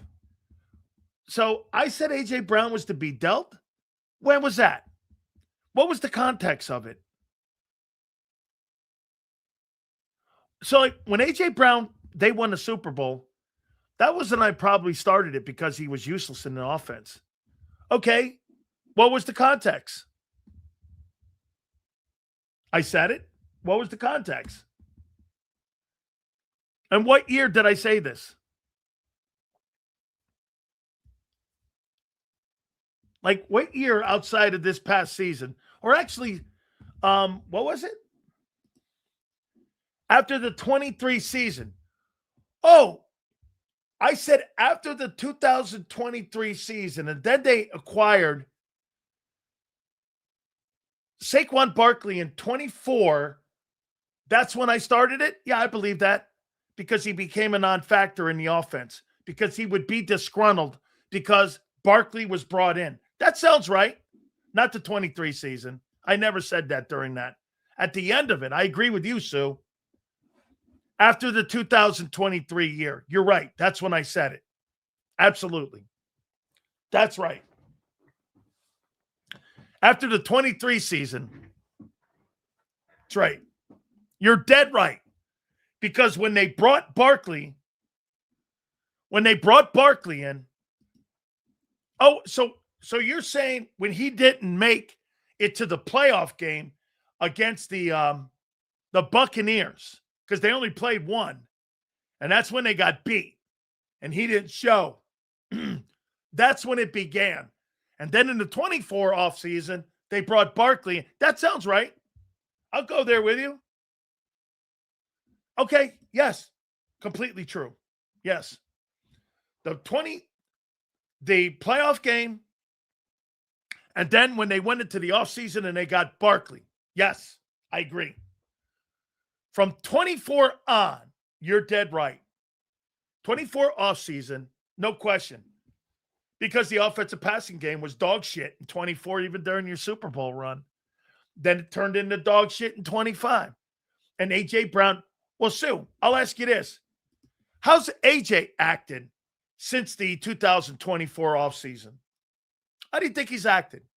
Curious. I'm not playing with you here. How do you think he's been as a teammate since 2024's offseason? How do you think? Like a baby? Okay.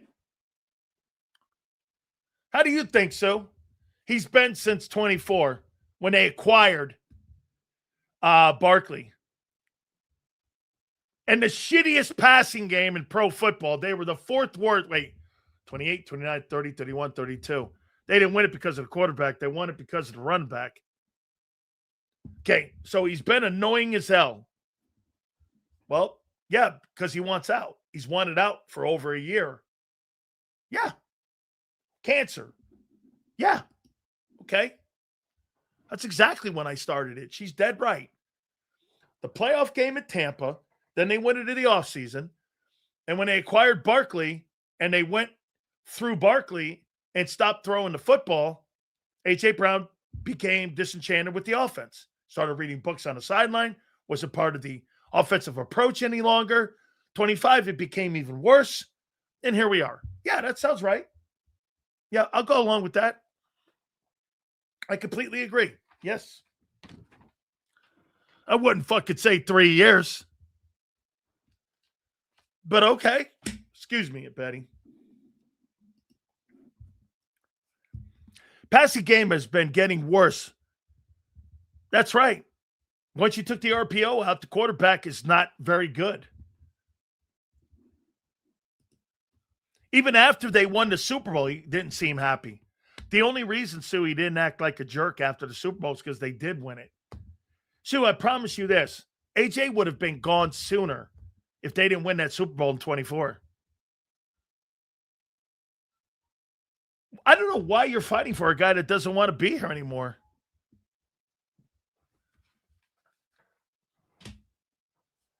Get this. All the lame-ass people that are saying that this guy's staying, for what? Because why? He wants to be here?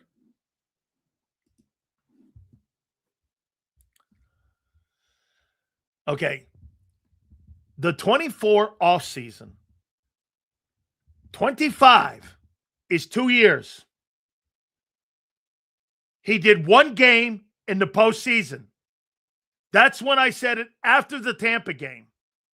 They went into the offseason, and in 24, he started his bitching. 25, he bitched more. That's not 3 years. When did AJ say he wanted to leave? He wants a better offense. Well, he ain't getting. Wait a minute. Hey, Twiz, yeah, you're right. You're going to get a better offense with a guy who's never called plays and never put a game plan and playbook together. Yeah, I'm sure that's just, and you fired Stoutland.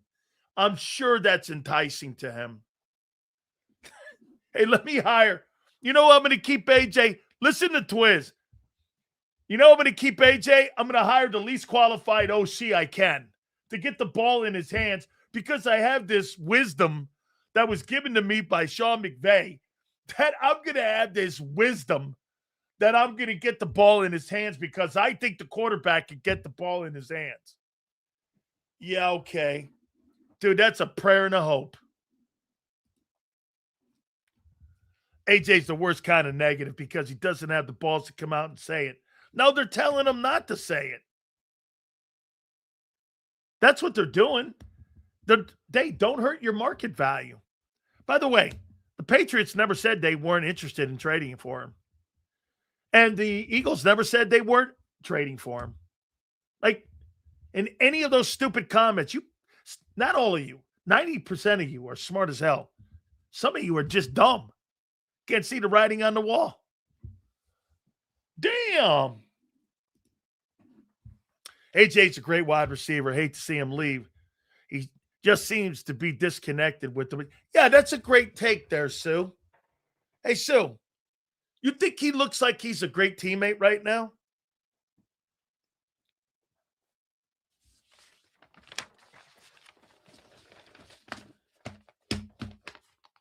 You think he looks like a great teammate? Does anybody think A.J. Brown's a great teammate right now? How about this? You think he's a great business partner for the quarterback?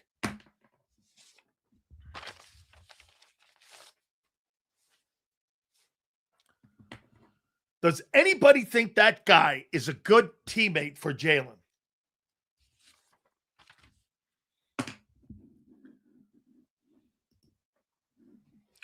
What is the reason AJ hates being in this offense? Because it's not pass heavy? No. Senor, I think he hates being in this offense because the passing game doesn't go through him. It goes through Nick. That's why. He's not the focal point, even though they try to forcing the football to him is not being and having the passing game go through him. When some guy, Michael Irvin, when they were in Dallas, nobody had more targets and more catches than Irvin in any games. Passing attack went through him.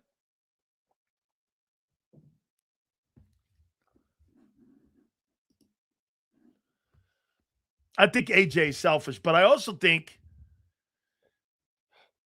he's the only one with the balls to say that the quarterback is holding him up. Correct. Hey, by the way, if people have all these comments to make about A.J. Brown, why doesn't Howie Roseman just say this? Instead of saying this, he's a Philadelphia Eagle. Say this. We have no intention of trading him. Why can't you say that? Why are you trying to keep his trade value by not putting that out there? I know this. I love my wife and I love my daughter. I don't say it like this. Hey, I've been married and my kid and my wife live in my house. Well, I know a lot of people are kind of interested in finding out what's going on. No, my wife and my kid live in my house. Well, do you love them? They live in my house, and they're here. And my wife lives here. Well, wait, do you love them? They live here. I mean, as right now, they live here. My kid lives here.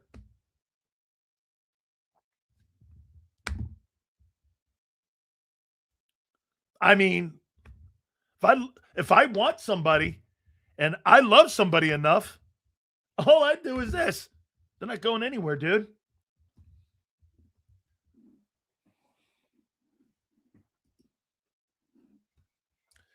Prevent offense is the cause due to the quarterback. You know what, man? I'll tell you something. You guys, some of you guys are so protective of Jalen. He's just as accountable in this whole thing, too. A.J. Brown being dealt is Jalen Hurts' fault, too, if he is being dealt. You don't want to say that, though, part of the story. Nobody says that in Philly. If A.J. Brown gets dealt, it's also because of the quarterback. But nobody's going to do that.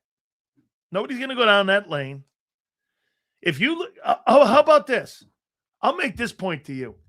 If A.J. Brown gets traded and Jalen Hurts shits the bed this year, that entire 2026 season is going to be squarely on his back. Zander's right. We're going to find out who's going to be right or wrong here. Hurts may be right or Big Sills will be right. We're going to find out. That's the beautiful thing about 26. Either that kid's going to turn into something that some of you think he is, and I think he's not. We're going to find out. At least I have a freaking opinion on it. That'll be squarely on his back. And guess what? Every single reason of all the things I ever said, this is the year. 2026 is the year of Jalen Hurts. Ain't no more. Oh, get this. Here's going to be the new one. You want me to tell you? Okay. Sean Mannion is going to be, oh, you know what I'm going to do tomorrow? I'm going to do my bold predictions for 2026. And I'm going to do my bold predictions. You bet. Bold predictions for 26. You know what the first, do you know what the first excuse is going to be for the failures of this offense? Sean Mannion. It's like built in.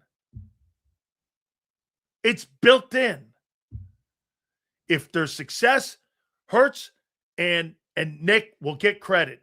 If it's not, let me tell you this. Mannion will be the scapegoat. Sean Mannion is a built-in reason if there's failure in 26 already.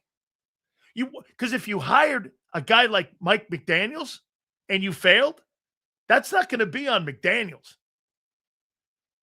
That's going to be on the quarterback. So you hire a failsafe. That's what they did. They hired an excuse. You're too dumb to see it. Not all of you. But you guys are too dumb to see it. They hired an excuse. Not a reason for success. Because there's no example of it. Let me think. Let me just Google this.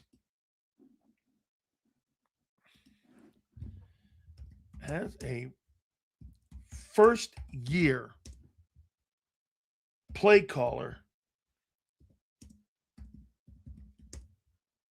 ever won a Super Bowl in the NFL. I'm sure it's happened.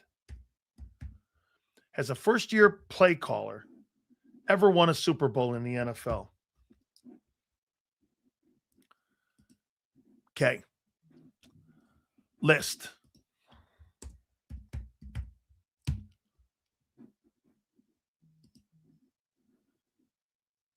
Two.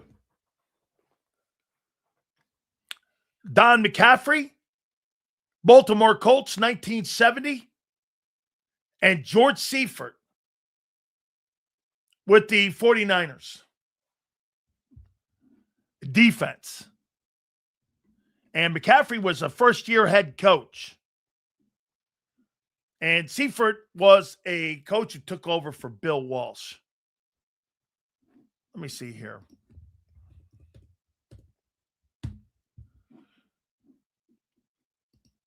Oh, Mike McDonald, too.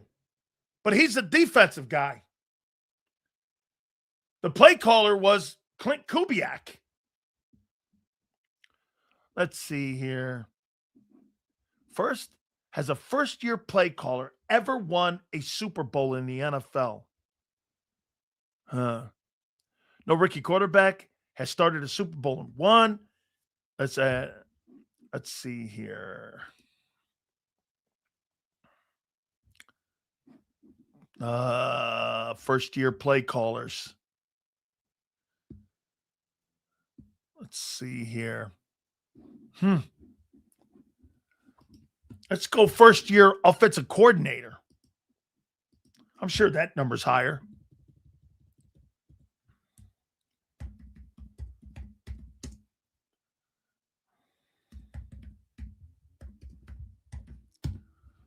Let's see. Okay.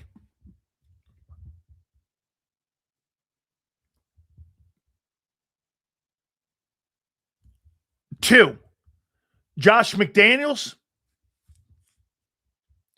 and Byron Leftwich. Gee, what was the common denominator in that? Tom Brady. How you doing? So theoretically, there's never really been a first-year play caller that's ever won a Super Bowl. But you guys are going to break the bank. Forgetting Kellen Moore was a play caller in Dallas, dude. For 5 years.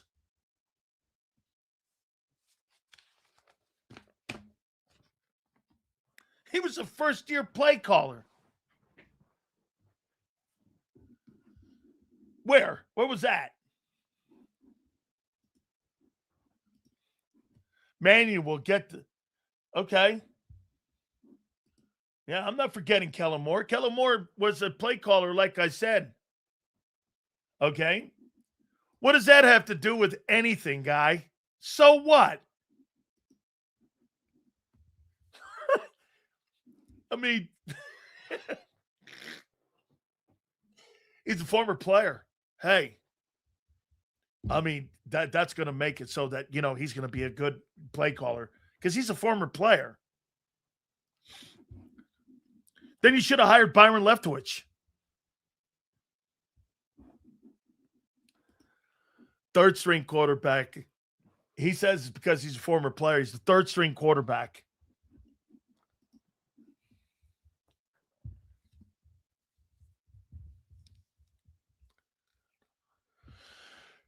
Seals hope all is well. How you doing, E-Train? The Birds might be better on offense without AJ. Not because of AJ or Hurts, but because the O-line gets healthy. Smart take. That is a smart take.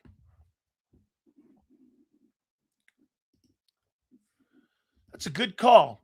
Let's take a look at Sean Mannion's background as a quarterback in the NFL, since you guys are leaning on that as a big-time reason he's going to be a good OC. Let's take a look at Sean Filet Mignon. There he is right there. Look at that. Minnesota Vikings. Surely he's got a bunch of snaps. Sure he does. Let's see. So he's taken a total of 110 in 6-year snaps in the NFL. He didn't play in 20 for whatever reason. And in 21, he took 36 snaps. And 2019, he took 21. In 18, he took 3. In 17, he took 37. 16, 6. 15, 7.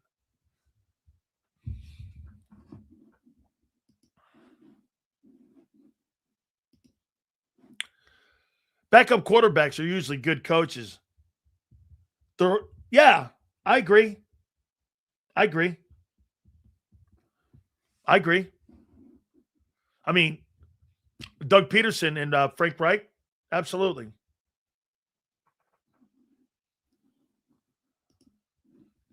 My uncle disowned the Sixers when they traded Barkley back in the day.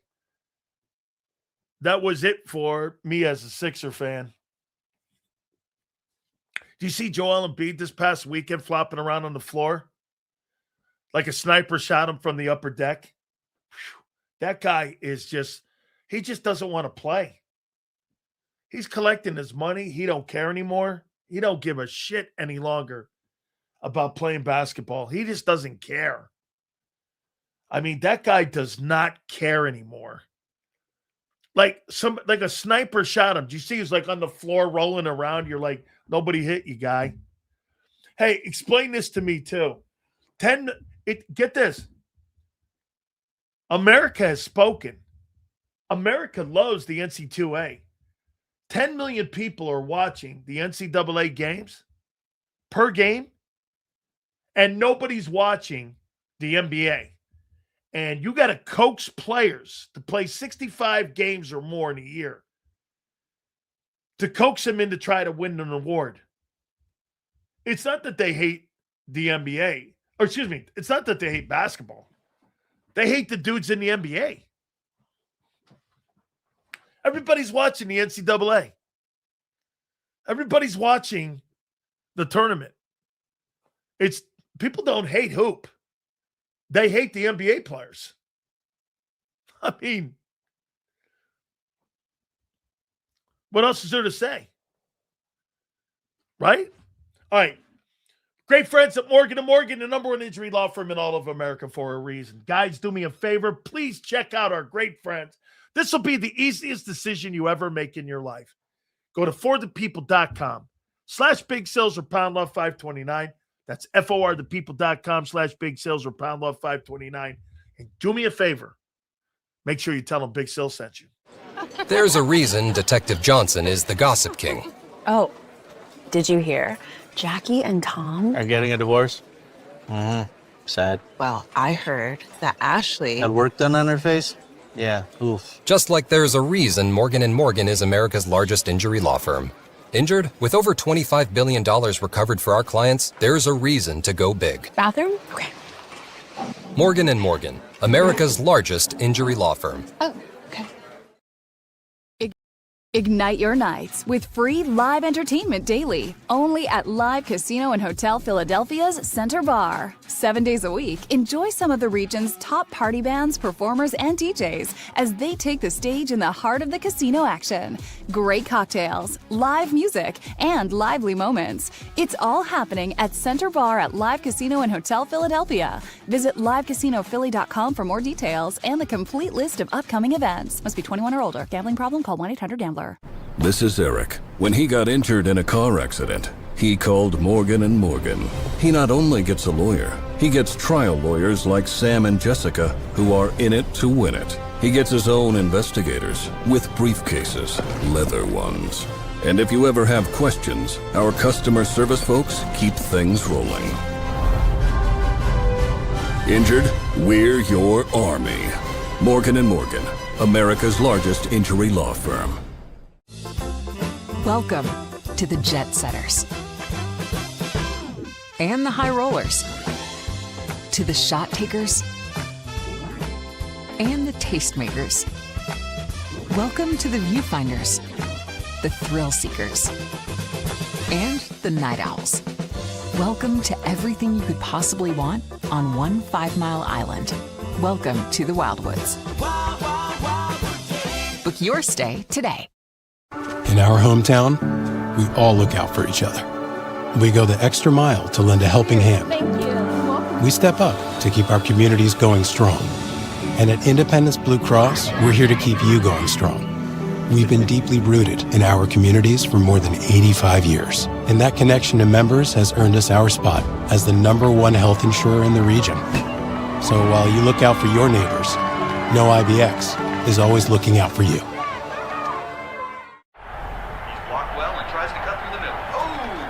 Your gut says Miami is going to win, and you should take the over. Your gut also said your NFT selfies would only go up in value. They didn't. But your head is on Sports Grid and knows the QB is in concussion protocol. The backup has a 45 QBR against the zone coverage. The New York D has the most sacks in the league. So yeah, trust your head. It's smarter to be on Sports Grid. Eagles. Eagles.